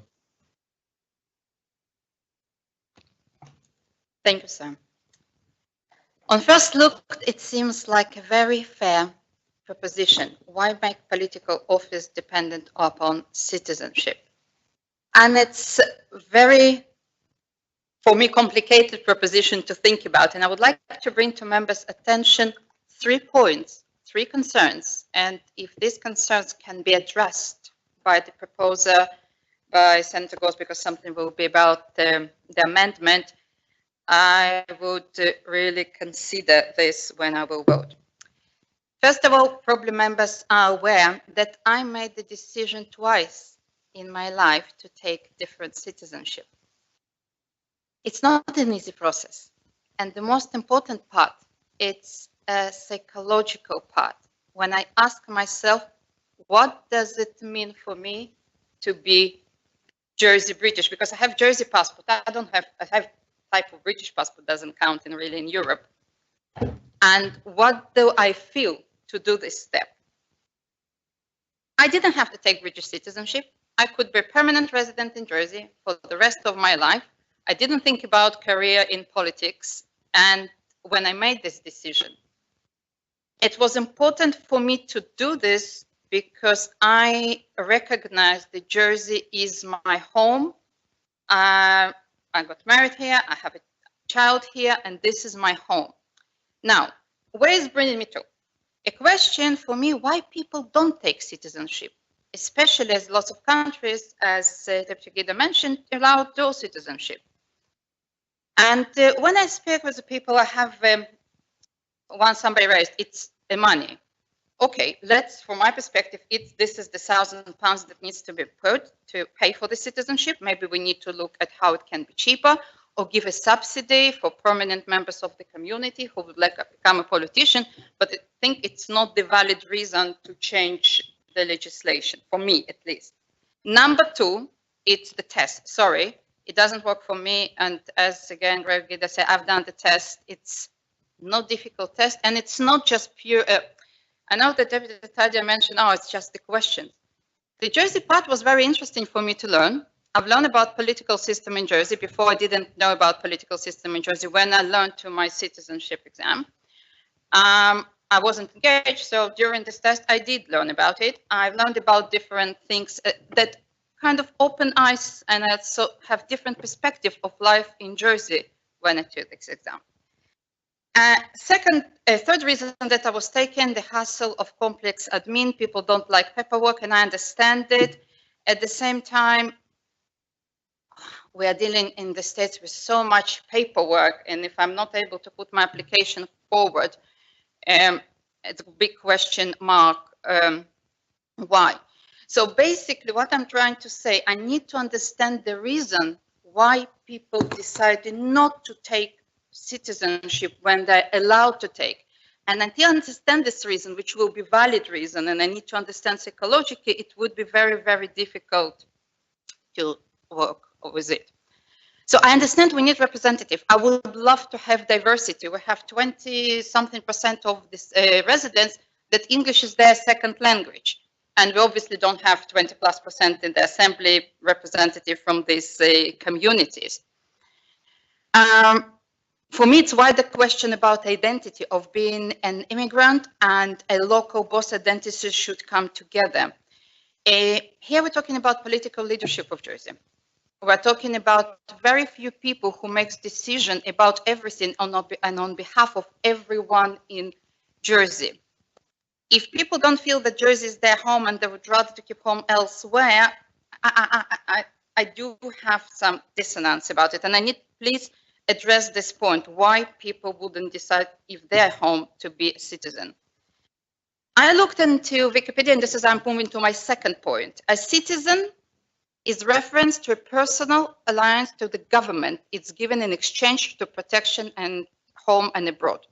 Citizen, specifically a person who legally belongs to the country. And a resident is a person who is legally living and working in a particular locality. I also look at the 5 requirements for naturalization, which candidate must meet. First, be over 18 years old. Second, be of good character. Third, be currently living in the UK. We need to be currently living in Jersey. Fourth, meet the English language requirement. And fifth, pass the life in the UK test. Gosh, I cannot believe that any state member would even propose that we have anyone from elsewhere become an elected member of assembly that cannot meet these 5 basic things to become a member. Again, I'm taking point, and this is why I'm saying it's British, it's not Jersey, and maybe we need to work together. Diversity Forum, we discussed it so many times. We have political engagement group, and we have Island Identity Policy Development Board. So maybe to consider to create a Jersey citizenship, create a Jersey certificate that these 5 people will give us type of ceremony after living here 5 years or 10 years, whatever assembly will decide, but it will be Jersey, something that I'm learning, I'm going through, and I'm going through the ceremony, becoming Jersey, celebrate being Jersey. And now I'm coming, I would like to address and maybe ask AG to address the point, the legality part that Deputy Guida raised, because I would like to understand what's international implications of not being Jersey. One point that I thought about during the COVID, when the restrictions applied and we had no travel zone, some of our residents haven't been in the country of their origin, country of their residency. And one of the first answers from the departments were, oh, but they're citizens of X country, why we should help them to come back to Jersey, they're at their home. It took time, some of them managed to come on with support, some of them not, but again, it happened. It's not some scenario, it happened 6 months ago. So I would like to really understand what our obligations between citizenship and residence, if possible.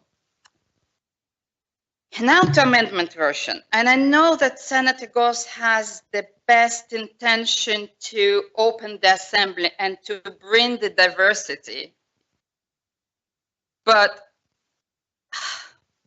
what it brought to us, basically, it's I would have to become a citizen to be a member of this assembly when other person who was born in, I don't know, Poland, and doesn't matter, would become without this requirement. How fair it is. I know that Constable of St. Peter mentioned people involving in the honorary police. So the person who is serving an honorary police who came from Mexico, he will not be allowed to stand if even we're adopting this proposition. So he is basically doing his service together with other members from different countries, but when it's come to, and he would be maybe the best person at the honorary police of St. Peter, but will not be able to stand to the States. And are we creating legislation that discriminates against Africa, Middle East, America, South America, Hong Kong? We have Afro-Caribbean community on the island. So basically the Caribbean part of the community will be able to stand for the elections, but the African part of this community, one community, will not be able to stand for the election. And it feels like we're creating a new type of discrimination, when now it's very simple. If you have British citizenship, you stand for election. If you don't have British citizenship, you don't stand for election. And again, I would like to close. Let's consider what is island identity. And I think it should be incorporated. We have residents from different countries in the world. And this is what Deputy Labi said. We want to send the message that we are embracing all our citizens, but with this, we are not really. We are creating new discrimination. Let's create something further aligned that we can do it together. And I would listen for the replies. Thank you very much.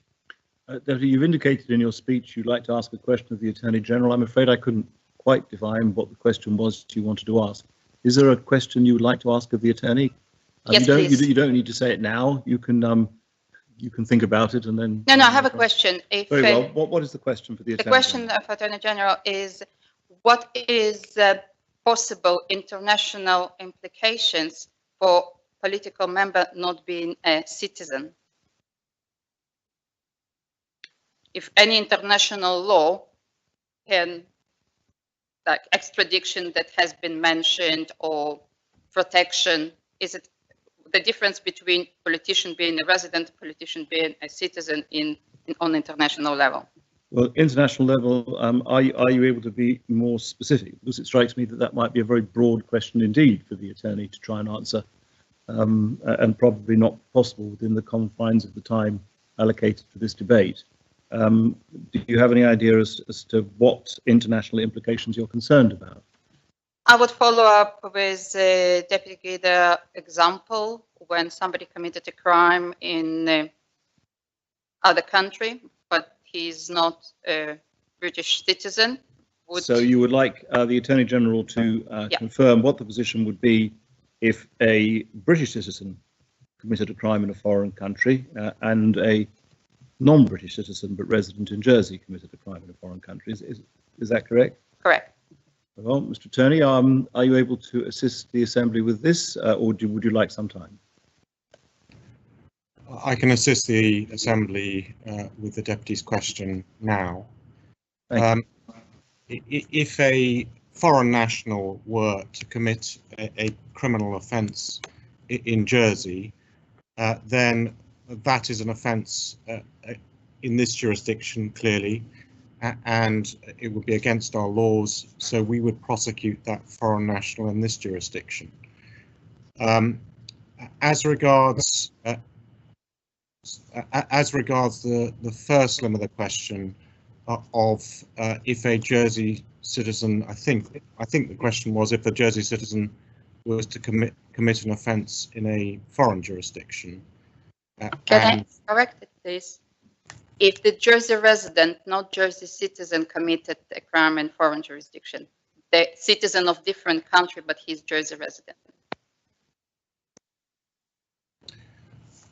Well, I'm not sure that that would make a huge amount of difference to the analysis as to whether or not they were a resident or a citizen. But I have to say it would depend on the laws of the country where the offence was committed. They may have some particular law which would make a difference, but the ordinary rule would be that the offence would have been committed in the overseas jurisdiction, and it would be a matter for the prosecuting authorities in that jurisdiction to prosecute.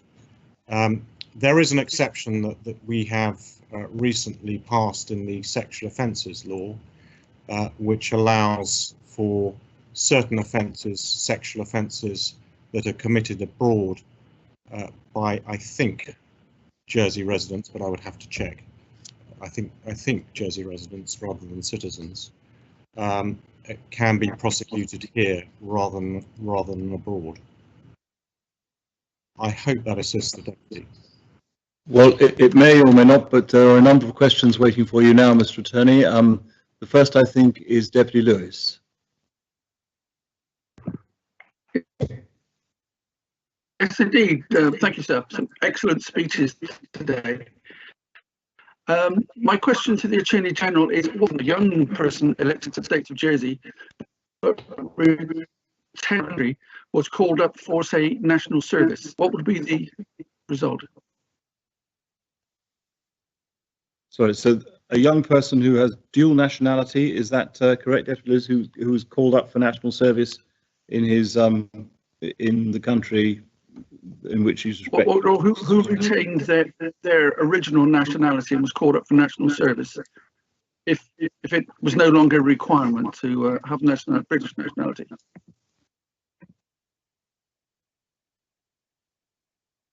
Attorney, are you able to assist? I think the question is if the British nationality test is taken away and therefore a foreign national can be elected, would they still have to, or what would be their obligation for national service, whether to be called up? I think that's the question, Deputy Lewis, is it? Absolutely. Thank you, sir. So I think I would need a little more time to research the answer to that question. Well, in which case we have another 2 questions listed for the Attorney General. Shall we ask them now, and the Attorney can take some time and come back if he needs to do so? Deputy Truscott. Yes, thank you, sir. I was just wondering what is being proposed. Would it pass a discriminatory test in, going forward, in so much as it was mentioned, so I'm getting a bit of feedback there.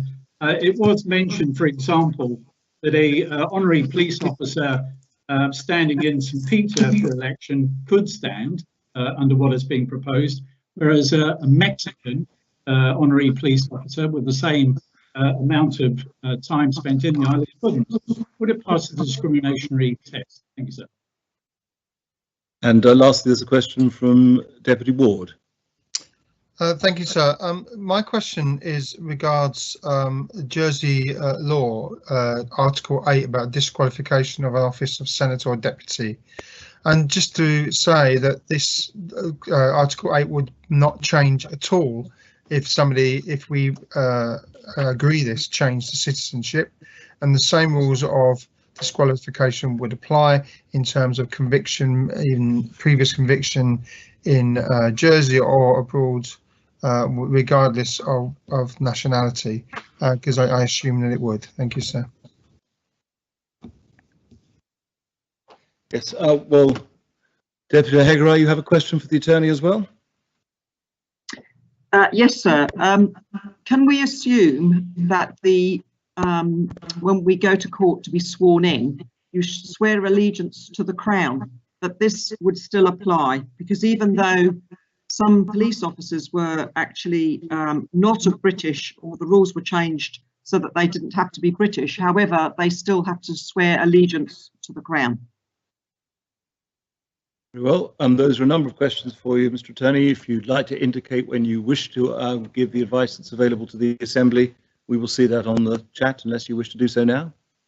Well, sir, I can answer most of the questions now. I think the only one I can't answer is Deputy Lewis's question about national service. That would be the one I'd need some more time on. So in relation to Deputy Truscott's question about discrimination, my advice to the Assembly is no, I don't think this would create a discrimination law issue. And I say that, sir, for two reasons. The first is that if one looks at the legislation concerning parliaments for most countries, and I looked at a list of them this morning provided by the, I think it was the Commonwealth Parliamentary Association, and of 194 countries on that list, 188 did have nationality requirements for their legislatures, for membership of their legislatures. So the fact is that most countries do have some form of nationality requirement, whether it's pitched at just being a national of that country, or a slightly wider way in the way that's contemplated by Senator Gorse's amendment, is equal. I mean, the fact is that most countries have that sort of nationality requirement. And then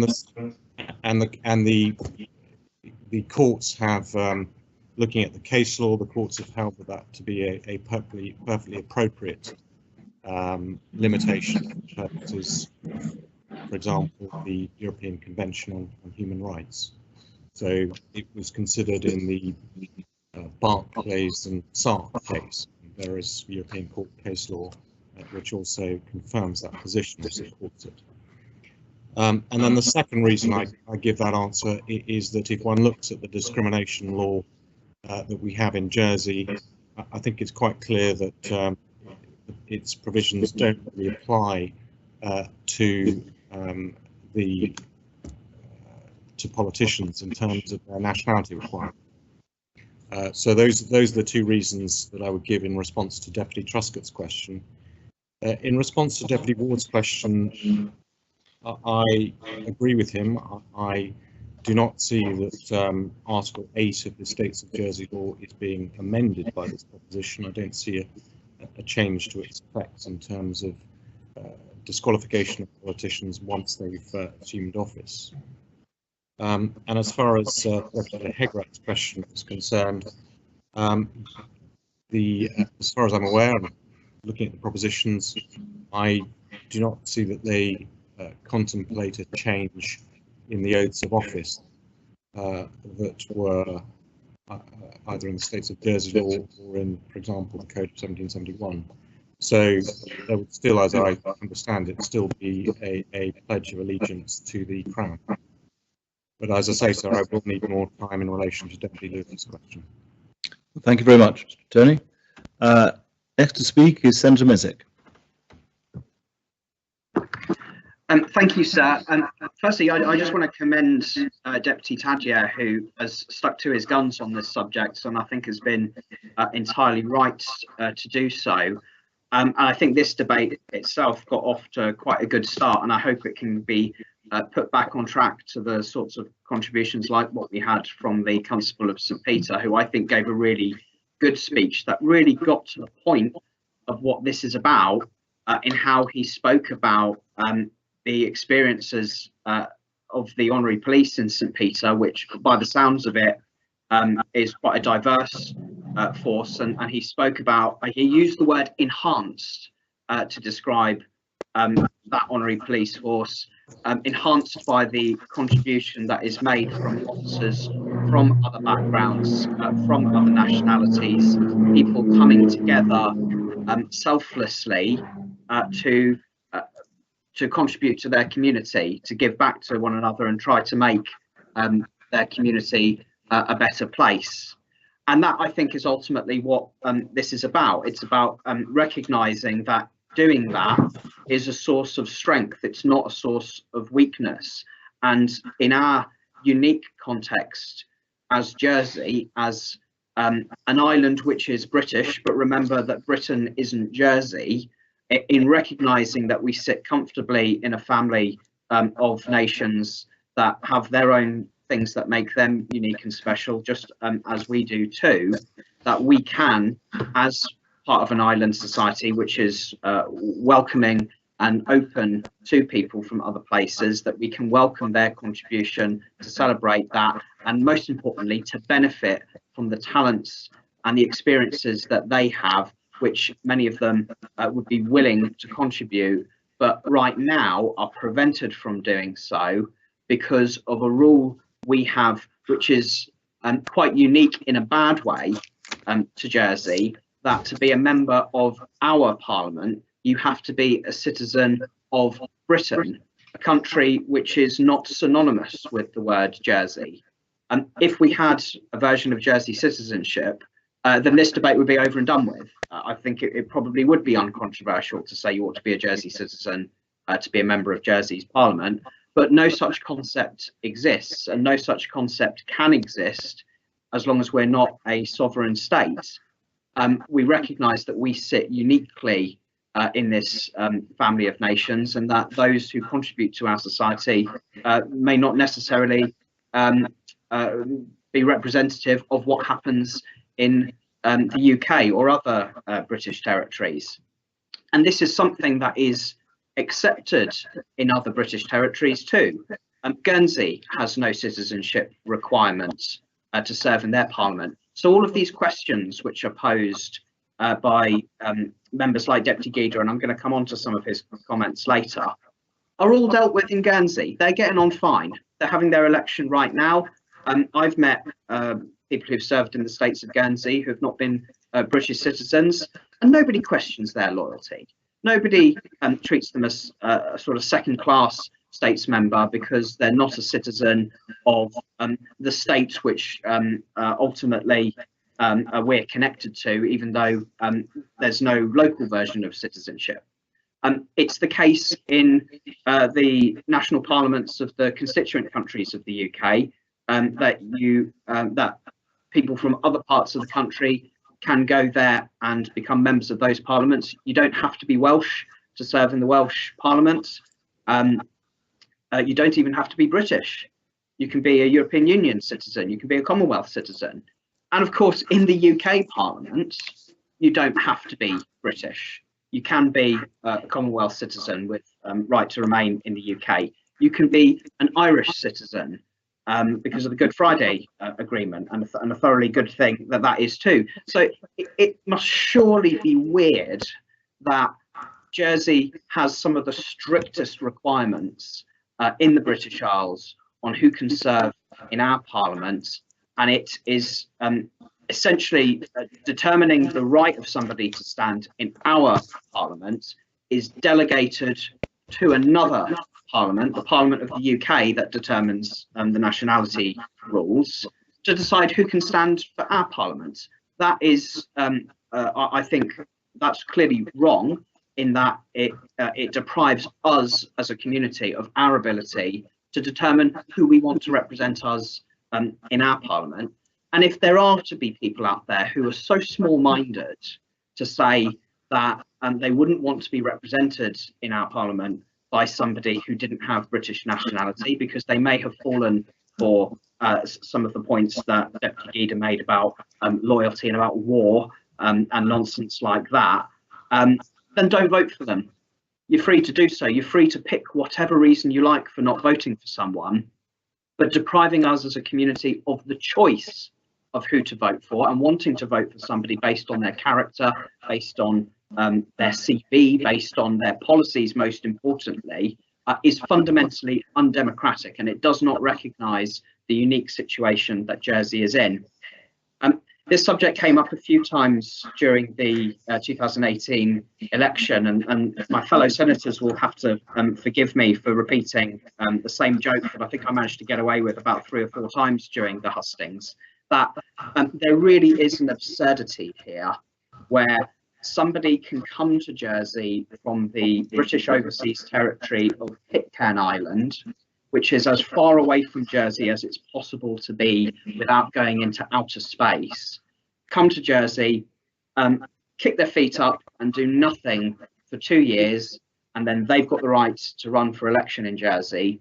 Yet somebody who was born in Madeira, but moved to Jersey at 6 months old, went to school here, speaks perfect English, lived and worked here for decades, paying their taxes, taken all sorts of voluntary roles, served in the Honorary Police, etc., who is loyal to Jersey, and that should not be questioned, their loyalty, because they don't possess a document that ultimately offers them nothing else in the island.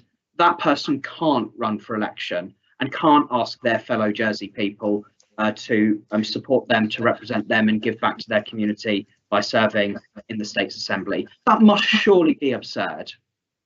And the fact is that people can acquire British citizenship through methods which have nothing to do with Jersey. You may acquire your British citizenship having been from whatever other country and then living in the Shetland Islands for a while and acquiring it there. And then that then makes you qualified to be able to run for Jersey if you then move here and stay here for 2 years. Yet somebody born outside of the UK and worked here for decades wouldn't have that right. That is clearly an injustice, and that is clearly discrimination.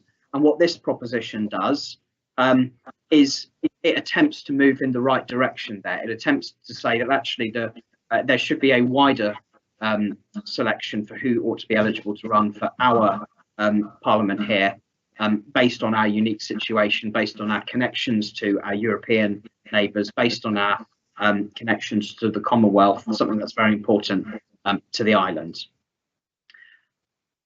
But the thing that I don't like about this debate, and Deputy Guida was, I think, the main proponents of this, was this idea about loyalty.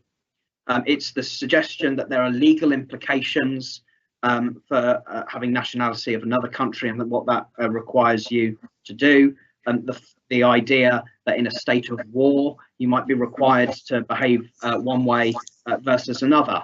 And I really don't like this for 2 reasons, I think, primarily. The first is that your possession of a British passport of British nationality in many instances is no test of any of these things. So I am a British citizen. I have a British passport. I did not apply for it. I didn't ask for it. I didn't take any test, and I didn't swear any oath of allegiance for it. The reason I got it is because I happened to be born here. I've passed no test. I've met no standards to have that. Yet others here who may work very hard for our community and have so much to give are seen with suspicion because they haven't taken this test, because they don't have this document. And I really don't like this because it's divisive. It suggests that there are people in our society who are secretly batting for the other team, who are secretly working against us. And that is a sinister argument to make. It is not my experience of many of the wonderful people who I've encountered in our islands and in our society from other places contributing here to make this a better place. He used the example of Syria, which I took particular offence to purely because when I used to live in London, I had friends from Syria who were great people who I volunteered at Citizens Advice Bureau with somebody from Syria who was very hardworking and wanted to give back to the community that she was settled into. Someone's national background is not a sign of their character, not a sign of their capability to deliver for their community, and to second guess that is wrong. And I really hope members don't fall for that. that's the first reason that I don't like that. But the second reason I don't like it is because it is, of course, possible that Jersey and the UK might fall out, that we might have a disagreement over how Brexit is going. We might have a disagreement over the rights to determine what happens to our seas and our fishing policies, for example. How do you work out loyalty into that one? Who are we truly loyal to there? If you have your British citizenship, which is not Jersey citizenship, you open your British passport and it says in the first few lines of it that it's the property of the United Kingdom government, not the Jersey government in it. Whose side are we on there, where we have citizenship of a country who we might ultimately be at odds with? Of course, our loyalty is to Jersey. It doesn't matter that we're citizens of a country that we might have a disagreement with. I think these are excuses, and I think that they really, I think, downplay what it means to be a Jersey person, which your loyalty is not based on what documents you have here. It's based on whether you love this island or not, and whether you want it to succeed and are prepared to do your bit to make it happen. What document or what passport you have really is nothing to do with it. So I really hope that members will accept this proposition as a really, really important step in saying to those people in Jersey who work hard, who love this island, who consider it their home now and forever, that we welcome their contribution, and that if they were wanting to take part in politics and to play a part in the governing of this island, that we would welcome that, and we would be able to benefit from their talents, from their expertise and their perspectives. We already do so by having dual nationals in the Assembly already from other countries, and that could be expanded by having those from those other countries, European Union, Commonwealth, Ireland, without them having to go through the process of acquiring citizenship for the UK, which is not Jersey, and going through the expense of that, many of whom might not be able to afford it, and which automatically puts them at a disadvantage. So if we want to talk about discrimination, there's financial discrimination essentially there, preventing those people from running for election. So I urge members to support this proposition, demonstrate that we're an open and welcoming island, and to actually bring our rules up to standard, move away from having the most restrictive rules in the British Isles, having more liberal rules, resembling what actually already is the case in other parts of the British Isles, and welcome that contribution. There is absolutely nothing apart from benefit that we can have from this, and these arguments about loyalty and war really are sinister and have no place in the year 2020 in trying to improve the way that we govern this island. So I urge members to support the proposition. Thank you very much, Senator. Deputy Ash. Thank you, sir. I find it slightly strange that we should even be debating this subject. I know, of course, that there is now a movement within our midst where if one is British, we are now called upon to be collectively ashamed of who we are, and indeed our historic past. And as a measure of atonement, we should abandon a way of life that was hard won by previous generations. If you don't abide by this new Islington culture, then of course you are branded a racist. I do not originally hail from this gem of the sea, but I am proud to sit in this assembly as a British citizen and represent both islanders of all races today and the traditions hard gained by previous generations of islanders. It's interesting, sir, that nearly everywhere in the world you have to be a citizen of that country to sit in its parliament. To be in the French Assembly, I believe you have to be a French citizen. Likewise, the German Assembly, a German citizen. The EU is slightly different. To sit in the EU Assembly, so you can hail from different countries. You could be Spanish and stand in France, but you would have to have hailed from an EU nation to sit or stand in those other countries. As for the House of Commons, you can stand as a Commonwealth individual. That is a historical situation, a situation that perhaps now should be disbanded with the latest move to to rewrite our history, and it probably could even be seen as slightly patronising now, sir, under the new PC guidelines. But this is what is amazing, isn't it, sir, that we're saying this, we're trying to pass something here that allow EU citizens to vote or stand and sit in our assembly when we wouldn't be able to sit in their assembly. Allow French people, French citizens, to sit in this assembly when we couldn't sit in theirs. This is why I'm amazed that people feel you should not have to commit yourself to being a British citizen, or indeed, coming to Deputy Gardner's point, if we were ever to be independent as a Jersey citizen.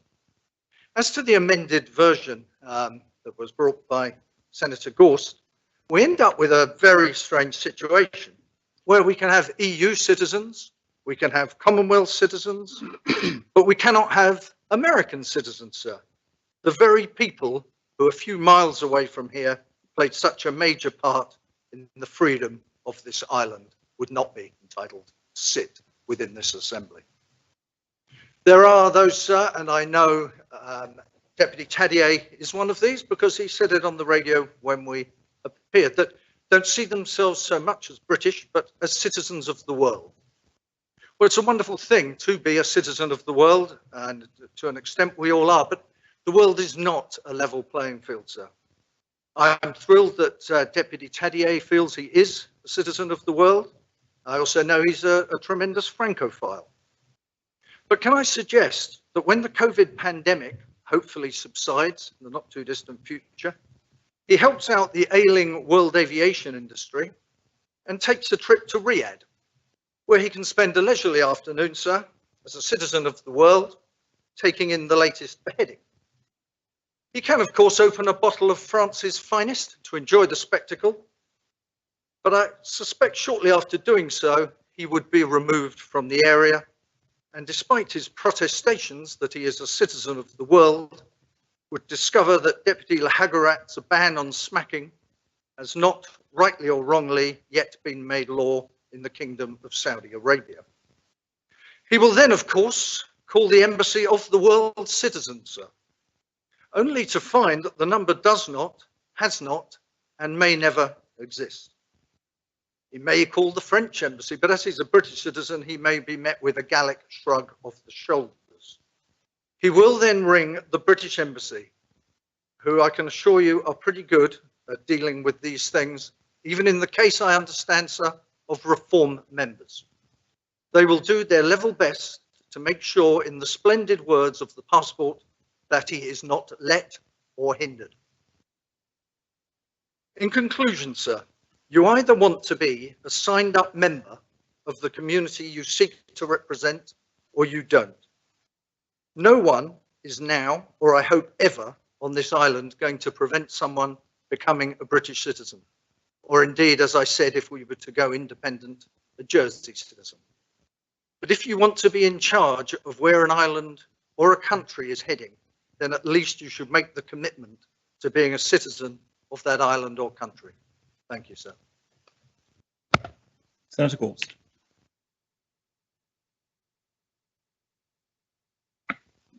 Thank you, sir. Normally, sir, I'm pleased to follow the last speaker. I'm not sure in this case that I can say that, but I can set the deputy's mind at rest, sir. He's very worried, and I must correct the original mover of the proposition on this in this regard as well. He's very worried that I might be seeking membership of Reform Jersey. I can assure him with great confidence, sir, that I most certainly wouldn't be welcome by them, and nor is this a amended proposition a progressive proposition in the way that the mover of it might have thought. So would the senator give way for a moment? Of course I will. Point of clarification. I just want to say that he is very welcome to join Reform Jersey, but there's a £1,000 membership fee there for him. Yes, thank you, Deputy. That's not really a point of clarification of either your speech or the Senator's speech thus far, but there we are. So, of course, it's not the membership fee that would put me off. It's the socialist policy manifesto that would put me off and does put me off. So, but there we are. So, these debates, I think, are interesting. Sometimes they bring out the best in us, sometimes perhaps not. But they are important debates. And I think some of the issues that we face in this debate, let's be clear, does stem from the fact that we are not a sovereign state, and therefore we have and can be confused about the citizenship of the island of Jersey. It was the Constable of St Mary who said he was a proud British citizen, and the deputy from St Clement indicated the same. And I, sir, am a proud British citizen. I'm a British citizen living in one of Her Majesty's Crown territories. And I am absolutely loyal to the British Crown. And perhaps that's why, or one of the reasons why, I have felt so welcome and so at home in this adopted home. But let's be clear, sir, I, like perhaps some other members, receive from time to time what I consider to be unfortunate messages, reminding me, putting me straight, that I am, in the eyes of the correspondents, an Englishman living in Jersey. And this is the confusing issue which Deputy Tadier is bringing again to the Assembly.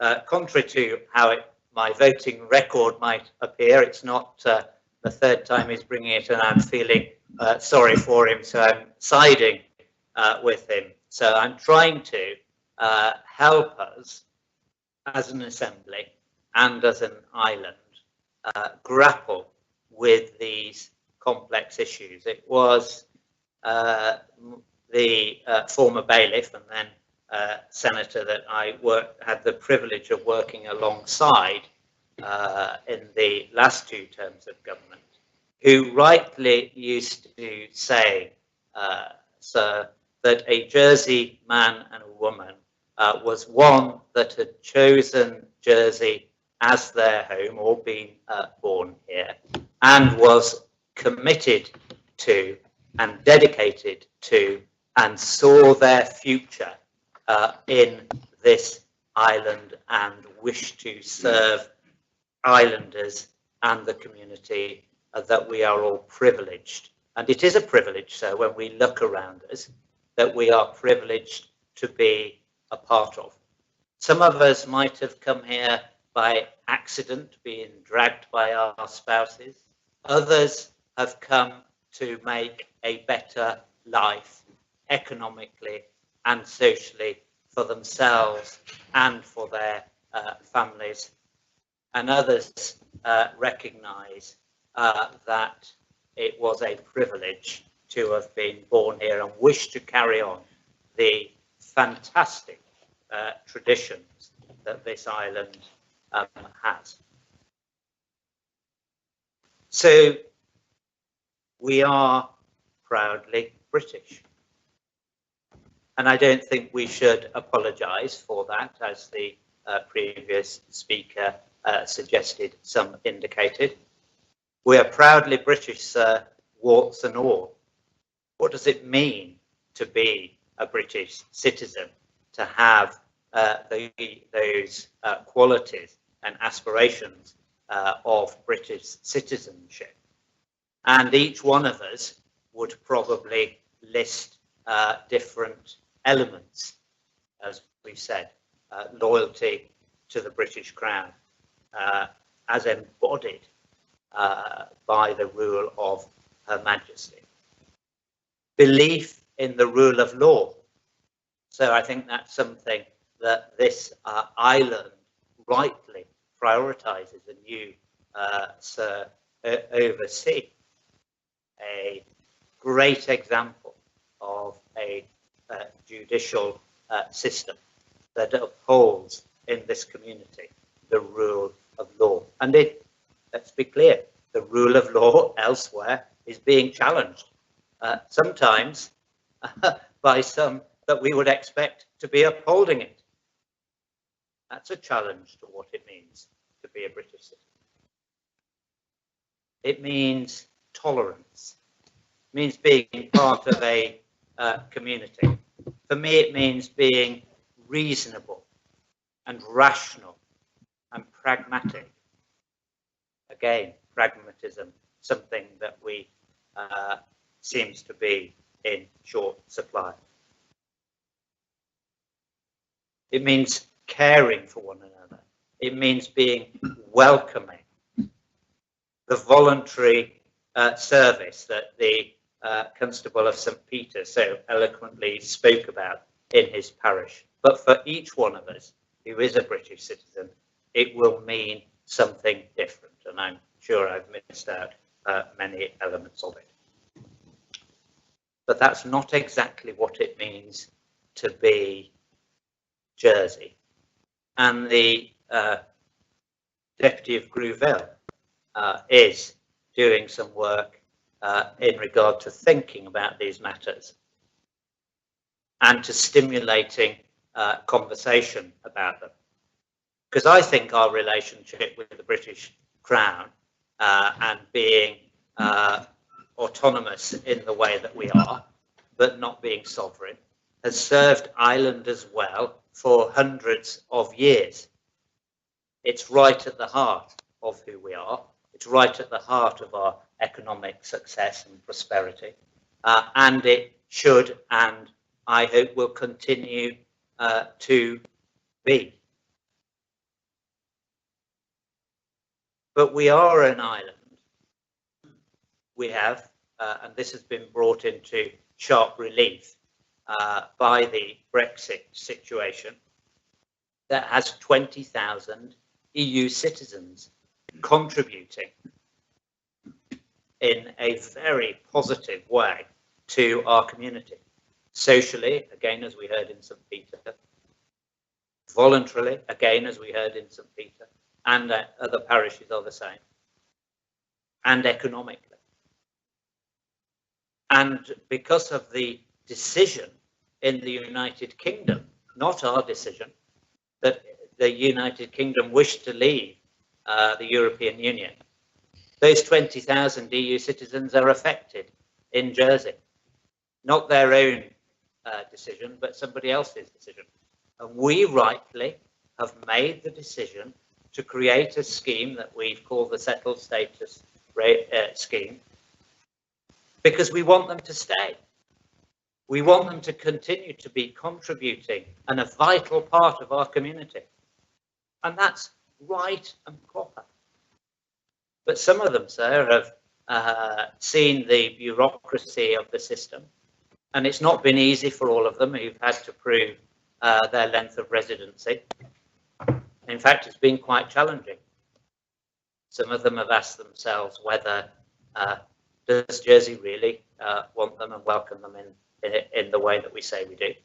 And I want to be clear to them, sir, this afternoon and say, of course, we absolutely do. So if we want them to stay and be part of our community, is it unreasonable to, in this regard, say that because of our connection to Europe, not just geographically, but in many other ways as well, as the United Kingdom is leaving the European Union, for good or ill, we and I wish to continue to have a strong and growing and deepening relationship with the European Union. And this is a very small but important way of saying to those citizens in our community who will have gone through the process of having settled status, because that is the way that they will have the right to remain. Other EU citizens coming in the future will have to go through a different process and won't have that right to remain. So they'll have gone through the process that gives them the right to remain. We'll have said we want them to remain and be welcome.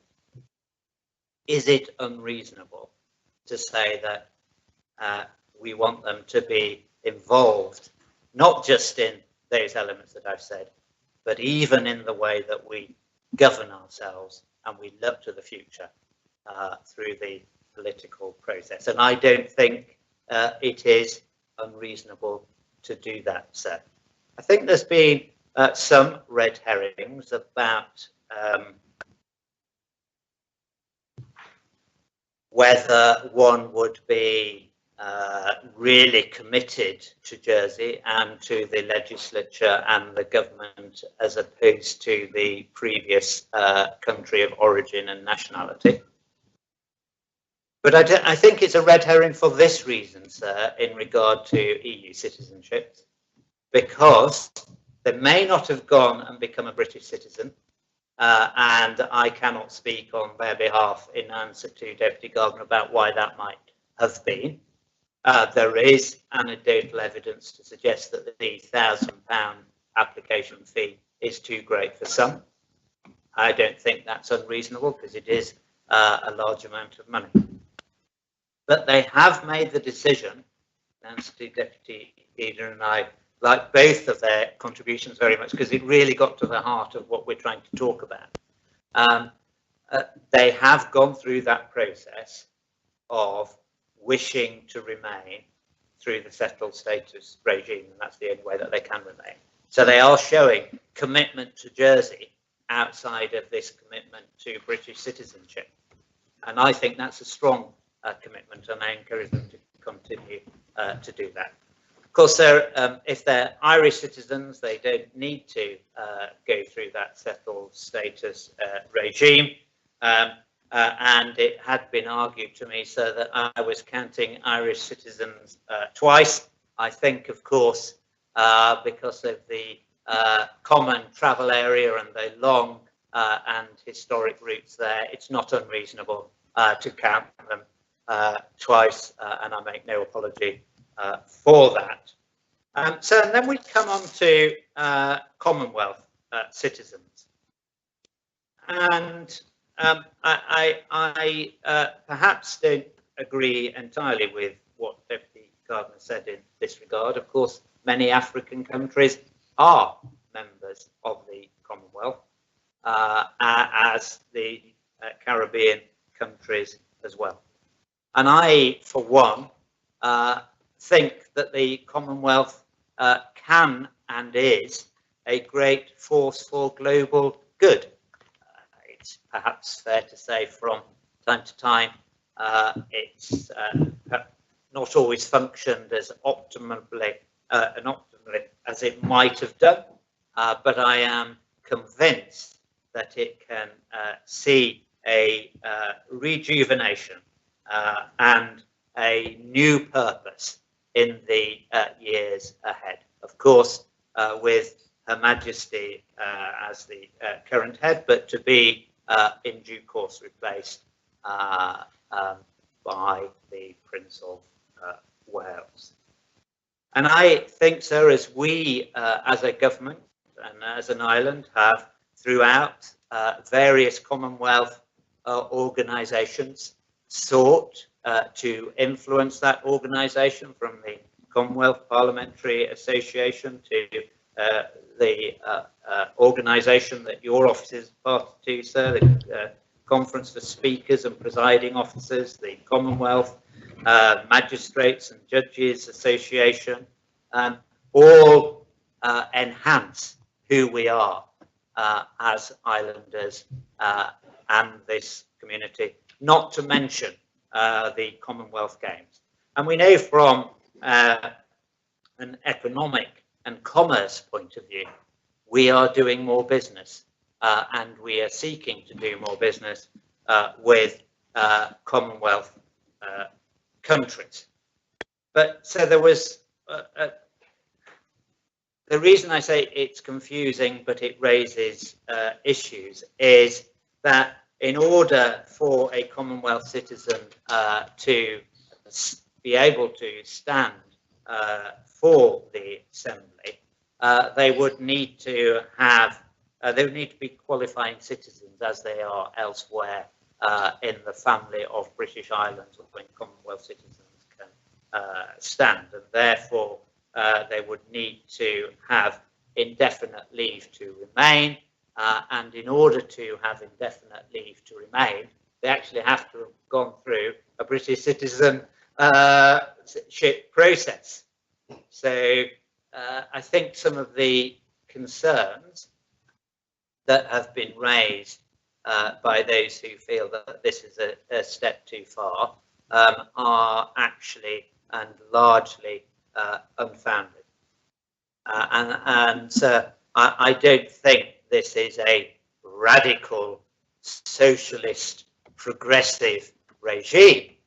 Rather, and here I look, sir, to the what I thought were very helpful comments of the Privileges and Procedures Committee, which showed a comparison of the requirements to that were required in order to stand for the states with our fellow British islands and what the requirements there.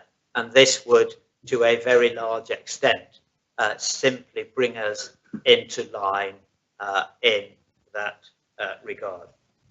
But I return now, sir, to something that Deputy Tadea, a theme that he picked up right at the start, and that was a post-COVID world that we will be living in. We're not living in it yet. We're living in a COVID world.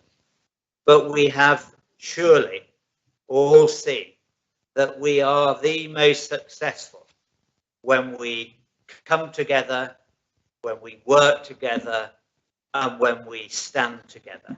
And it is going to be absolutely critical. I am convinced that the work that my colleague, the Minister for Economic Development, is doing in ensuring that he supports the economy through these difficult times, I am convinced that we can have a strong future. But it is only going to be a strong future if we all stand and work together.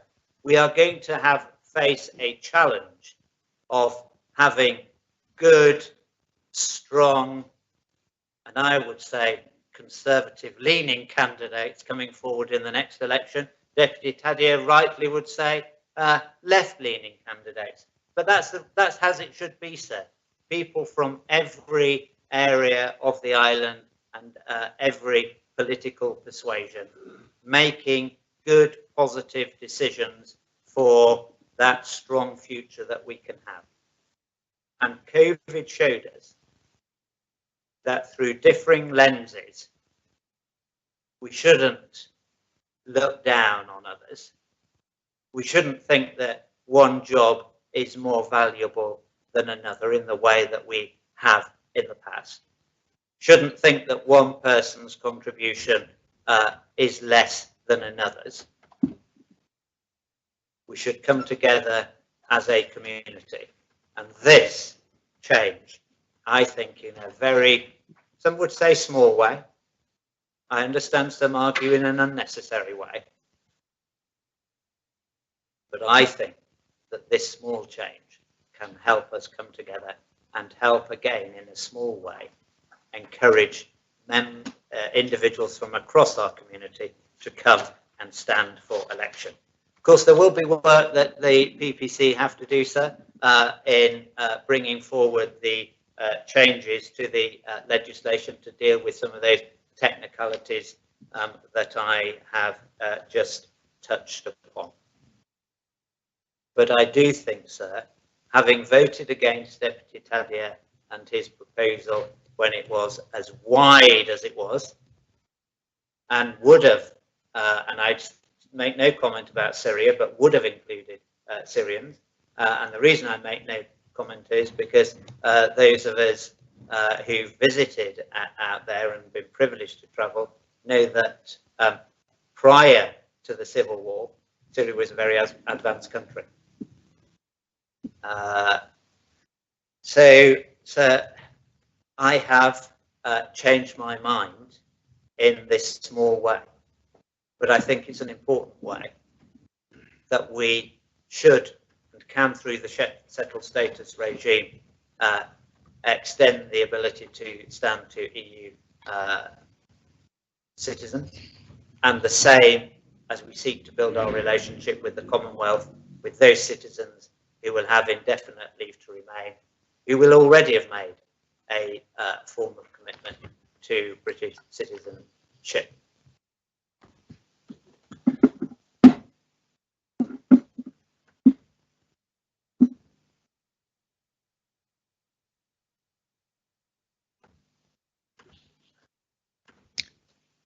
So I think I will leave my comments there, and I ask members who might, on the previous two occasions like I have, voted against this proposal. I ask them to consider carefully, and perhaps this time think about this in a different way, and think about the collegiate way in which this small change can deliver change for the better into the future.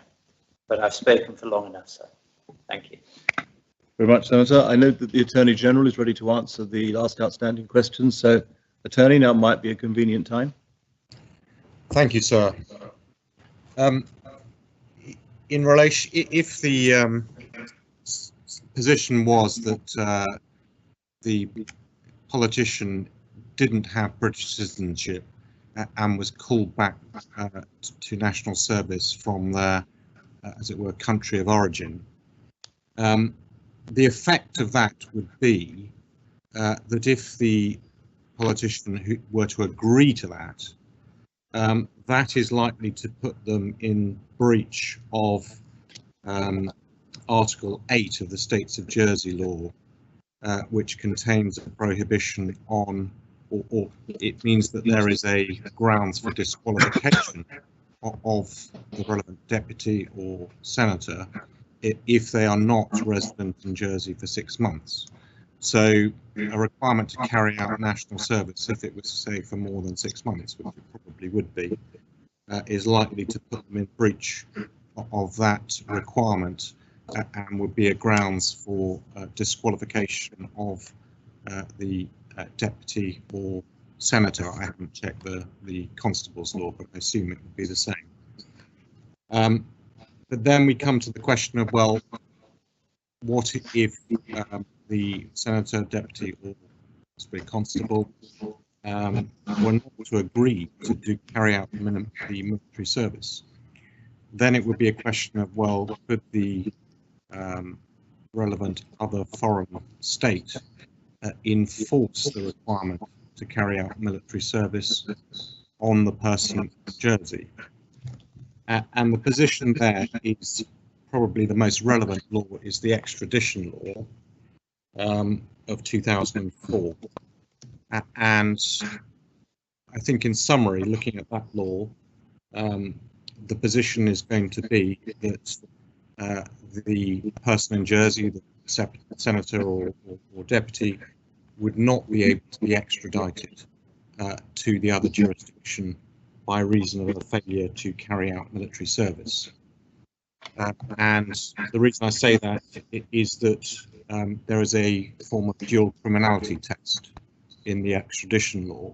So if it was a criminal offence over in the other jurisdiction to fail to carry out military service, then the question is that also an offence under Jersey law? And I don't believe it would be. So, in summary, I don't think that the politician and the circumstances raised by Deputy Lewis could be extradited by reason of failure to carry out military service. And I hope that answers the Deputy's question, sir. Thank you very much. Whilst I'm speaking, sir, I just should quickly mention in relation to Deputy Ward's question to me about, well, there's no amendment, is there, to Article 8 of the States of Jersey law. I should have just added that there would be a minor consequential amendment if the proposition were passed, in that in Article 8 a ground for disqualification as a senator or deputy is if the person is no longer a British citizen. So there would clearly need to be a minor consequential amendment if the proposition were to be adopted by the Assembly today. Deputy Gardner has a question for the Attorney. Deputy. Thank you, sir. If an elected member who is not a citizen of Great Britain, not British citizen, commits a crime, financial crime in Jersey, run away to the country where he is citizen or she is citizen, could we bring them back to Jersey for trial? Are you able to deal with that straight away, Attorney? I believe so, sir. If provided that there, obviously one would have to, I would have to go through the relevant code set up in terms, the provisions of the code in terms of determining whether or not a criminal offence had been committed in this jurisdiction, which I would be prosecuting, assuming that that I was satisfied that there was a criminal offence. Then the likelihood is that we could extradite that person because the test in the extradition law is that it must be an offence that's punishable for more than 12 months or more. And if it was a serious financial crime, then that would be likely to be punishable by 12 months or more imprisonment. Thank you, sir. Thank you very much, Mr. Attorney. Next to speak, Deputy Doublé.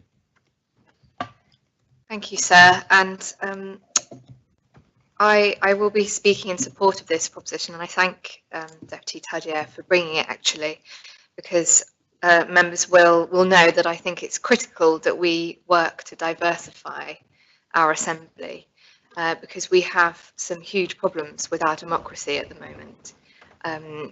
Looking at the data on voting, only 32% of eligible voters actually use their vote.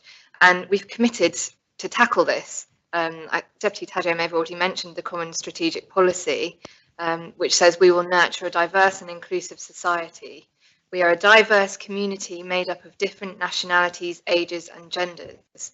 Sometimes these differences act as barriers to participating in society. As a government, we will work to remove barriers and promote inclusion and equal opportunity for all, including supporting and encouraging greater diversity in boardrooms and the Assembly. So we've all signed up to this, and I haven't seen a lot of work in this area. So really this kind of proposition should be coming from government. So again, I do thank Deputy Tadyer. And we've heard a lot of questions, some questions to the AG and speeches which have focused on the potential problems that could come about. And some of them, in my view, have been quite outlandish, talking about what might happen if we have a war, or if we have somebody committing financial crimes. And I think this is missing the point somewhat, because what about the problems that we actually do have right now that are actually wrong with our democracy? And the fact is that we have a big problem, and the fundamental issue is that this Assembly does not represent our population as it really is. We cannot, and I'm afraid to say, despite our best efforts, we are not making decisions in the best interests of our population as it is, because we do not look like and we do not represent the population as it is. And Deputy Gardner, I believe, quoted a figure. Please correct me if I misheard this. And I think she said that around 20% of our population are ethnic minorities. Okay, yeah, thank you for that. That was an interesting statistic, and I thank the Deputy for that. And this made me think, within that 20%, there will be a lot of people that do not have British citizenship, but nevertheless, they are part of our community. And if we are to represent our community as it is, why should we not have a similar proportion of people in our assembly to that 20%? So 20% of our assembly should be, similarly to our population, should be people who are ethnic minorities. And some of those states members will not have British citizenship if we are representing our population. And so looking at the statistics again around this, there was a survey carried out, a Comres survey, I think by the States Graph, which looked at interest in politics. Okay, and we might assume that people from ethnic minorities are not as interested as Jersey-born people, and that could be perhaps a logical deduction to make if we look around our assembly when we're all actually here, because there are very few people who could be who may identify as being part of an ethnic minority. But it's not that people from these groups aren't interested, because the figures are very similar. So Jersey-born people are 57% of them said that they are likely to vote.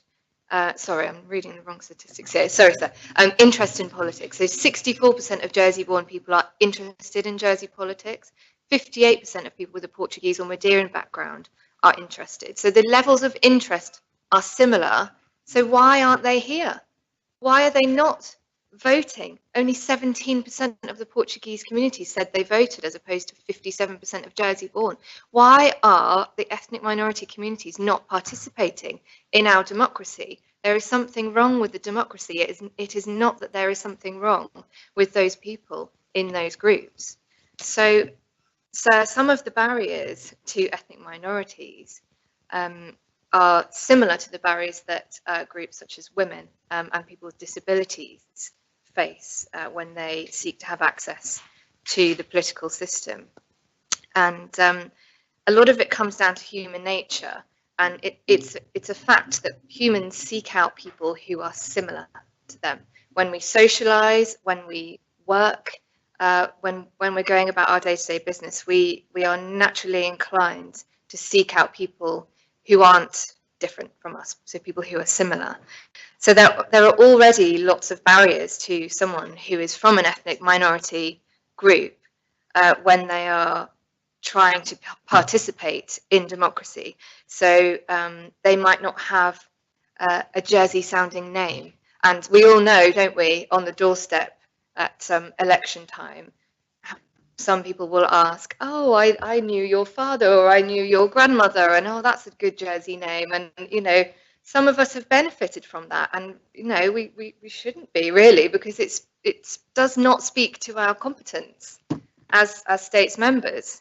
Appearance, you know, if somebody looks like they are from a different country, then that's another barrier. But again, it does not speak to their competence as a potential states member. Again, language barriers, and I do accept that a good level of English is absolutely something that is needed. But then when we're having quite high level debates with niche terms, again, that can be a barrier and something that we should seek to help with and remove.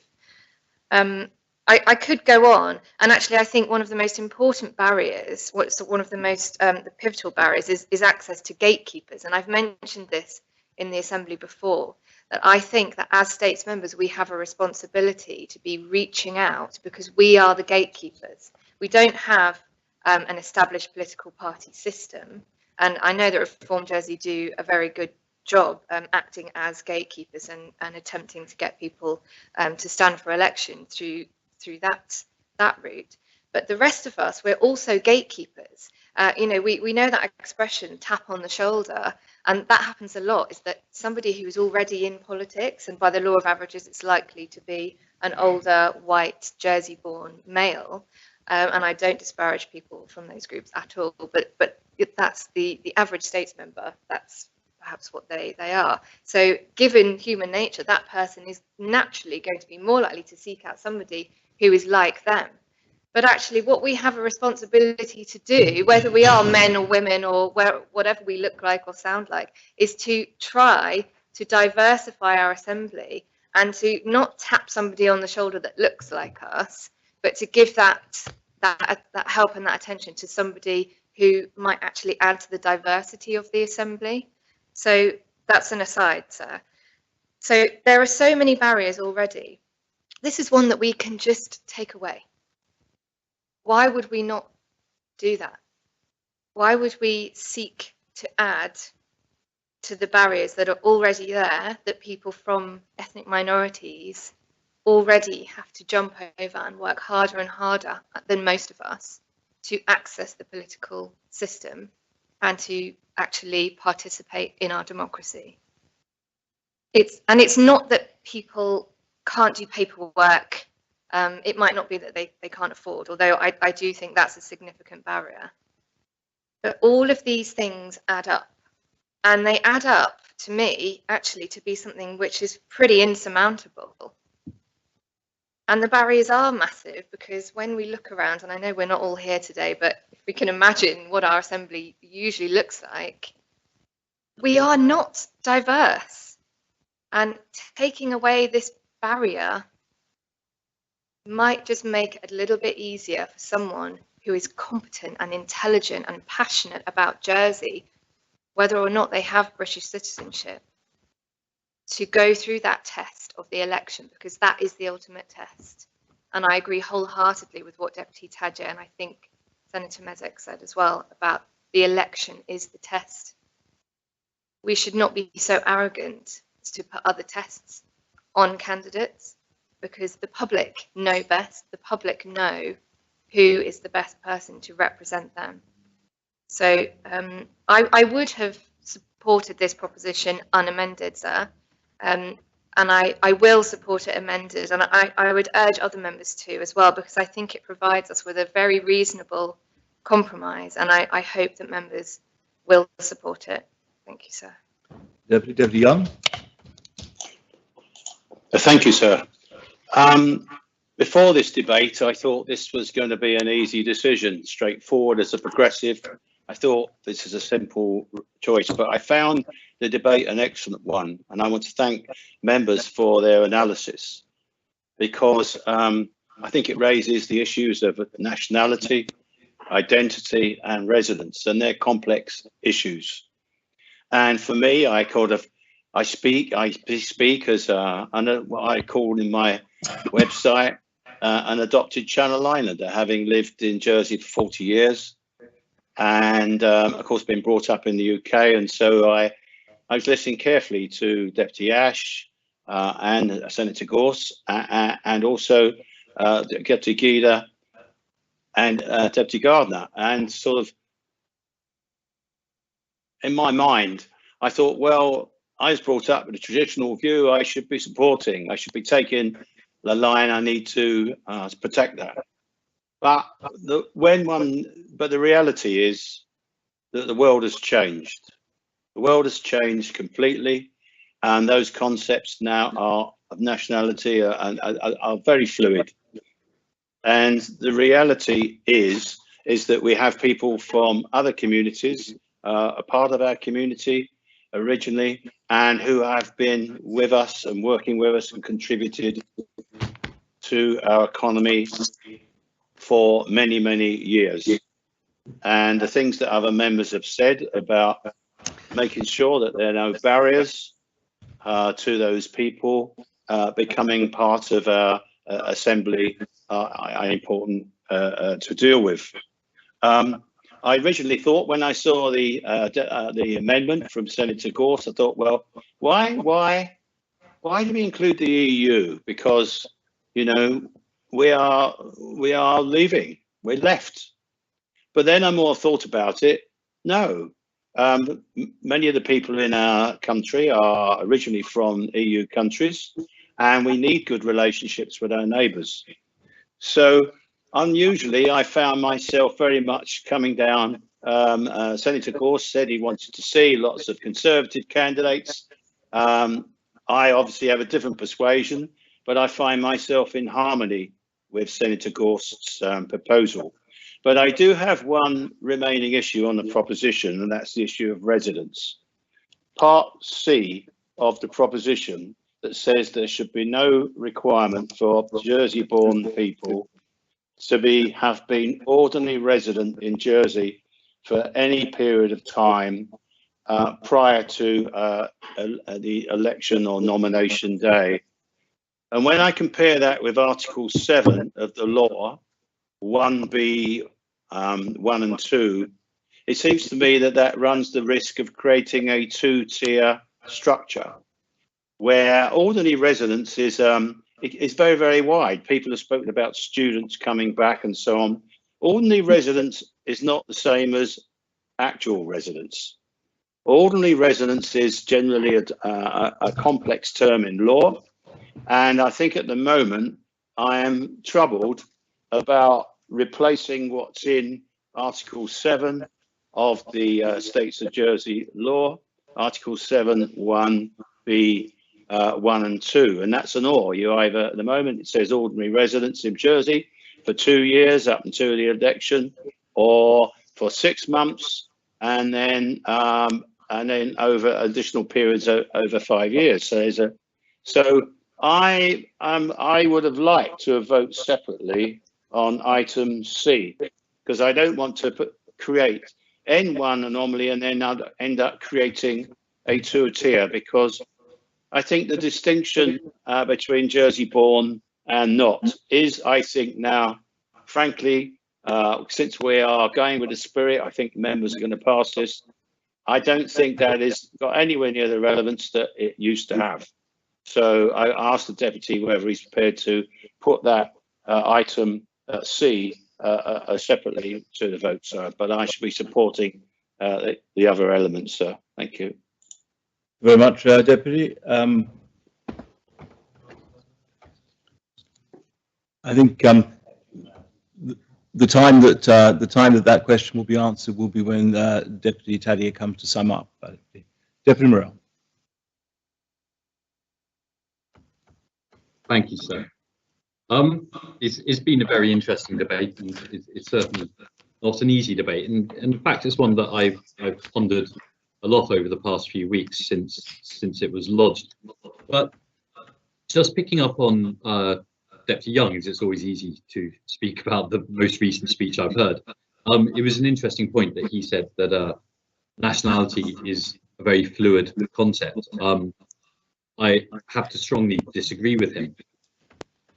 Nationality isn't fluid, and nationality, although it can be changed, it is not as simple as a transaction in a shop, for instance.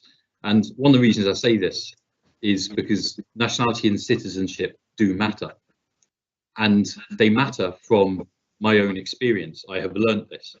Indeed, in fact, Deputy Young talked about being a Channel Islander. And that is something that I was labelled in officialdom by a bureaucracy due to Protocol 3 of the UK's accession to the European Union back in 1972. I was labelled a Channel Islander when I was born. And that is something which doesn't exist. There is no Channel Island nation. There is no Channel Island citizenship. Yet one was created. And as a result of that Channel Island citizenship, I was allowed no rights within the European Union. And it's something that I felt strongly and keenly because I always felt very European. And indeed, I study French, I study Spanish, I speak smatterings of other European languages, and yet I knew that I would never be able to live or work in the European Union because my citizenship mattered. And through that hard way of learning about citizenship, I've had to view this proposition through those eyes. And you might say, well, of course, you were denied access because of your citizenship, therefore you should want to open this up for everybody. But I have to question, why would the European Union be so keen to ensure that only European Union citizens had rights within their jurisdiction? Why would the European Union only allow citizens of the European Union to sit within their parliament? And I feel that the answer really lies in this idea of shared values, and the idea that within the European Union, whether you're from Italy, from Finland, or from Portugal, you share certain values. And that's something I can certainly subscribe to. And I personally felt I shared those values, but bureaucrats had decided that it was something they would not allow me to demonstrate.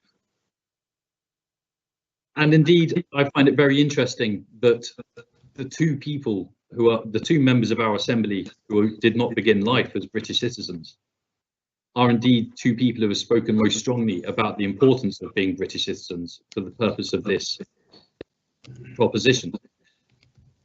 Because they understand that it is about signing up and sharing values that bring us together to understand that we have a starting point as members of our assembly. Apologies, I'm getting some feedback from when I speak. It's mildly off-putting, but I don't know if it's coming from the change. No, we can hear you quite clearly. Thank you, sir. And so there is that idea that actually by sharing a citizenship, you are signing up and showing that you share certain values. Now, for many of us, that's citizenship by birth. For Deputy Guida, Deputy Gardner, it was citizenship by choice. And in fact, you would say that they have more explicitly stated their desire to share the similar values to the rest of us in the Assembly. And so, as someone who would really, if I'd had my way in life, would claim a Jersey citizenship over all other citizenships, I realised that, well, Jersey, the reality is Jersey isn't a nation. Jersey doesn't have citizenship, even though I was given this bizarre Channel Islander one by bureaucrats. Our citizenship is, the reality is, it is British. That's a truth. And indeed, 60 million British citizens are now going to learn what it's like not to have rights within the EU. And I feel they'll probably find their life is poorer for it. And I speak, as I said, from experience. But by signing up to this shared citizenship and this understanding of our basis, our foundation, when we meet in this assembly, we have a starting point. I believe that that is important. And whilst there's no question that diversity is vital in this world, I think we also do need a starting point and something we can all gather around together. And when I look at what I think is Deputy Gorst's proposition, Deputy Gorst's amendment, I've got to admit, I feel that Deputy Gorst's amendment has worsened the proposition. In some senses, in my head, you either accept everyone or you accept only British citizens. Deputy Gorst's proposition brings random lines, draws random lines around parts of the world, and says you can sit in the assembly, you cannot sit in the assembly, depending on which side of the line it is drawn. Did I say Deputy Gorst? I do apologise. Senator Gorst, certainly. I forget that Senator Gorst was ever a deputy. He was once in the midst of time, a moment when he was. Senator Gorst has drawn lines around random parts of the world and said they should be able to sit in this assembly and others shouldn't. And I believe he's done that because of this idea of shared values. I cannot understand how you can look at a country like Brunei, a member of the Commonwealth, and a country which, under Senator Gorst's amendment, would enable citizens of that country to sit in our assembly without having taken any form of British citizenship, knowing that in Brunei, not only are they living under a monarchy, a dictatorship, essentially, but they are also living in a land where homosexuality is punishable by death. And indeed, just within the past year or so, they were talking about that death being by stoning.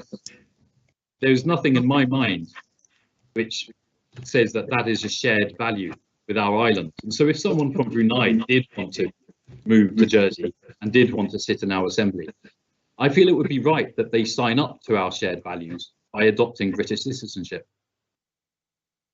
Similarly, a case for another member state of the Commonwealth is Pakistan, where religious intolerance is to such a level that, again, blasphemy is punishable by death. And yet, under Senator Gorst's amendment, someone from Pakistan could just move to Jersey and become a member of the state without having signed up to that level of that foundation stone of shared values, which in this case is British citizenship. Similarly, someone from Iceland,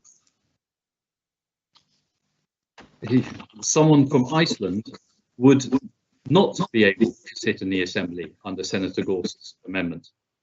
Now, Iceland is a nation, a European nation, similar to Jersey in many, many ways. They're a liberal democracy.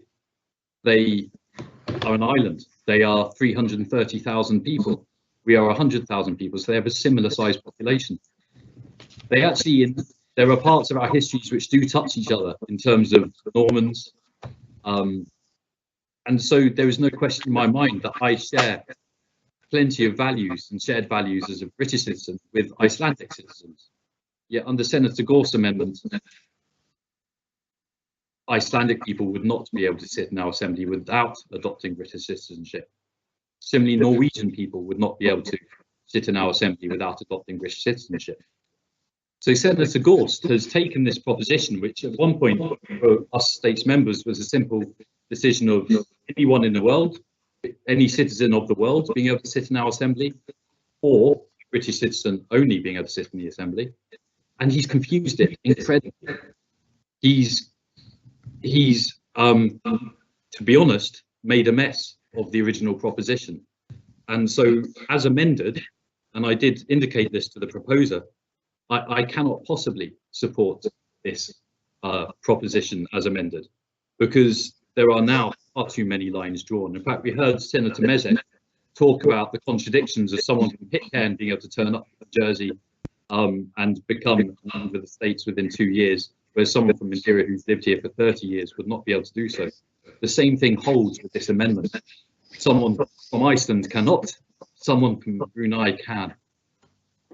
And so it is, in my view, impossible to support this proposition as amended.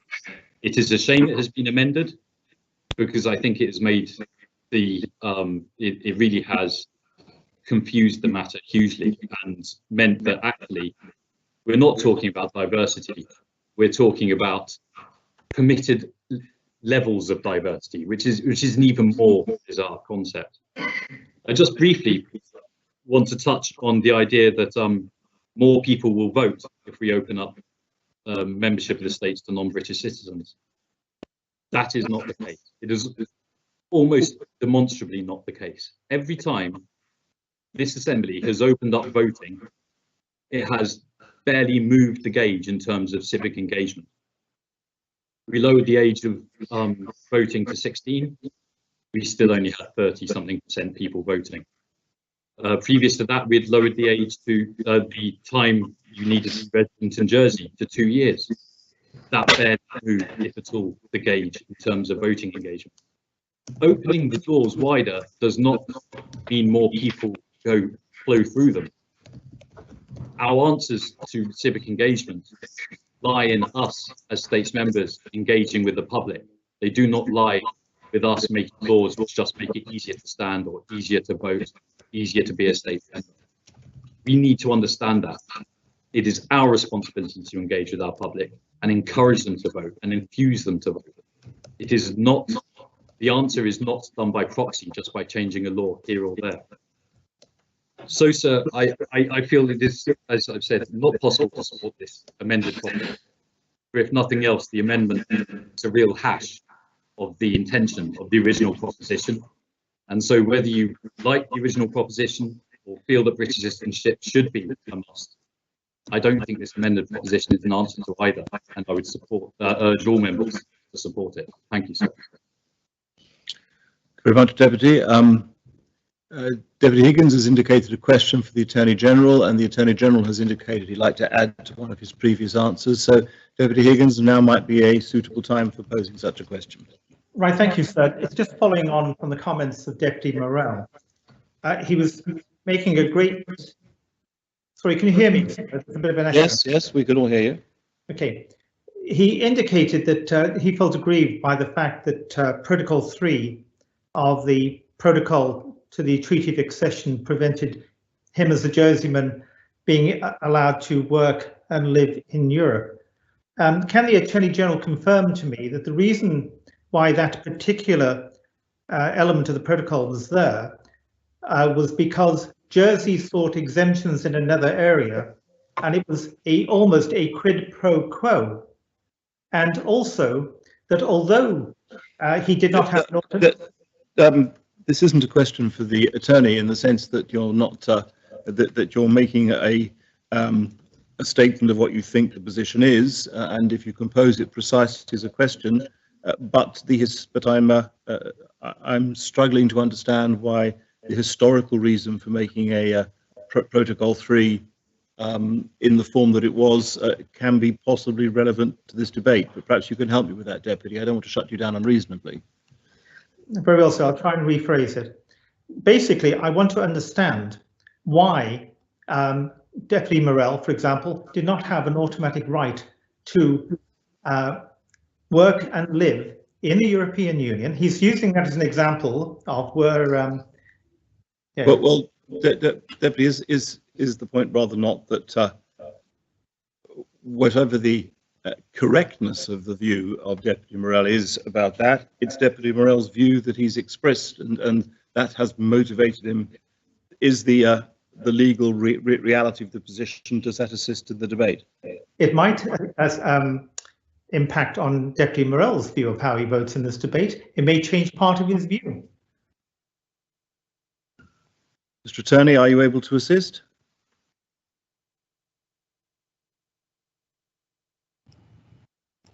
Sorry, I'm afraid I didn't catch the Deputy's question. Please, could he repeat it? Are you able to inform the Assembly as to why Protocol 3 provided for a definition for Channel Islanders which prevented, if indeed it did, Channel Islanders from living and working in the European Union? It was a right to live and work in the European Union as opposed to do so. They could apply for permission, but it's the right side of it. I think I would need some time, sir. Yes. Did you have further advice you wish to proffer on a different matter to the...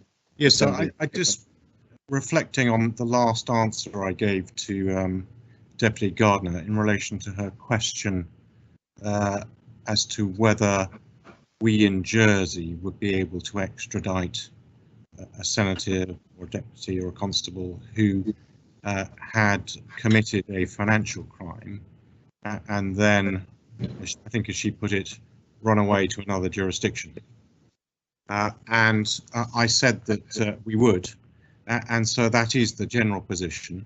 But I thought I should make clear that there are jurisdictions where it is much more difficult to extradite people from because they, in their national legislation, impose barriers to extradition of their citizens. Countries that there are various countries. So an example in the EU might be Austria. I just wish to make that clear. Thank you very much, Mr. Attorney. Deputy Tadier has a question for the Attorney General. Thanks, sir. Thank you, sir. So it follows on from Deputy Gardner's question, where somebody does have British nationality but also has another nationality, and then they commit a financial crime and then run off to that country and seek to stay there. Is the position the same for that dual or three nationality individual who may be an elected states member?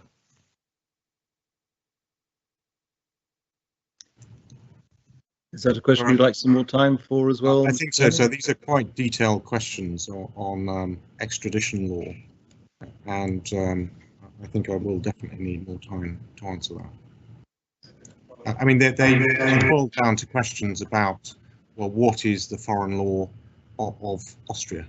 in relation to extradition. And my knowledge is obviously of Jersey law, so asking me to research Austrian law on extradition of dual national citizens, I can do it, but it will take a bit of time. Thank you very much, Mr. Attorney. Well, it seems to me that there is a move on the chat to propose the adjournment. We are 4 minutes from the normal time when we might adjourn. It might, and I have one further member who's indicated the wish to speak, and of course, even if there are no others after that, then Deputy Tadier will wish to respond. So is the adjournment proposed? Yes, sir. Yes, sir. Is that seconded? Yes, sir. Yes, sir. Yeah. Does any member wish to speak on the question of the adjournment? So I would. I put something in the chat, but sorry. Yeah. If we only have one member left to speak, and I'm not sure if others will want to speak, I'm sure I would be happy to sum up fairly in short order. But if there are many left to speak, then I'd prefer the adjournment. Sir, I wish to make a contribution. So that's two, and I believe there are more who haven't spoken in this quite important debate. I think we should. I have to say that a number of members are now indicating their wish, and of course the Attorney General is left with answers to give to the Assembly that he needs time to consider. The adjournment's proposed and seconded. Nobody is indicating a desire not to adjourn. Accordingly, the Assembly stands adjourned until 9:30 tomorrow morning.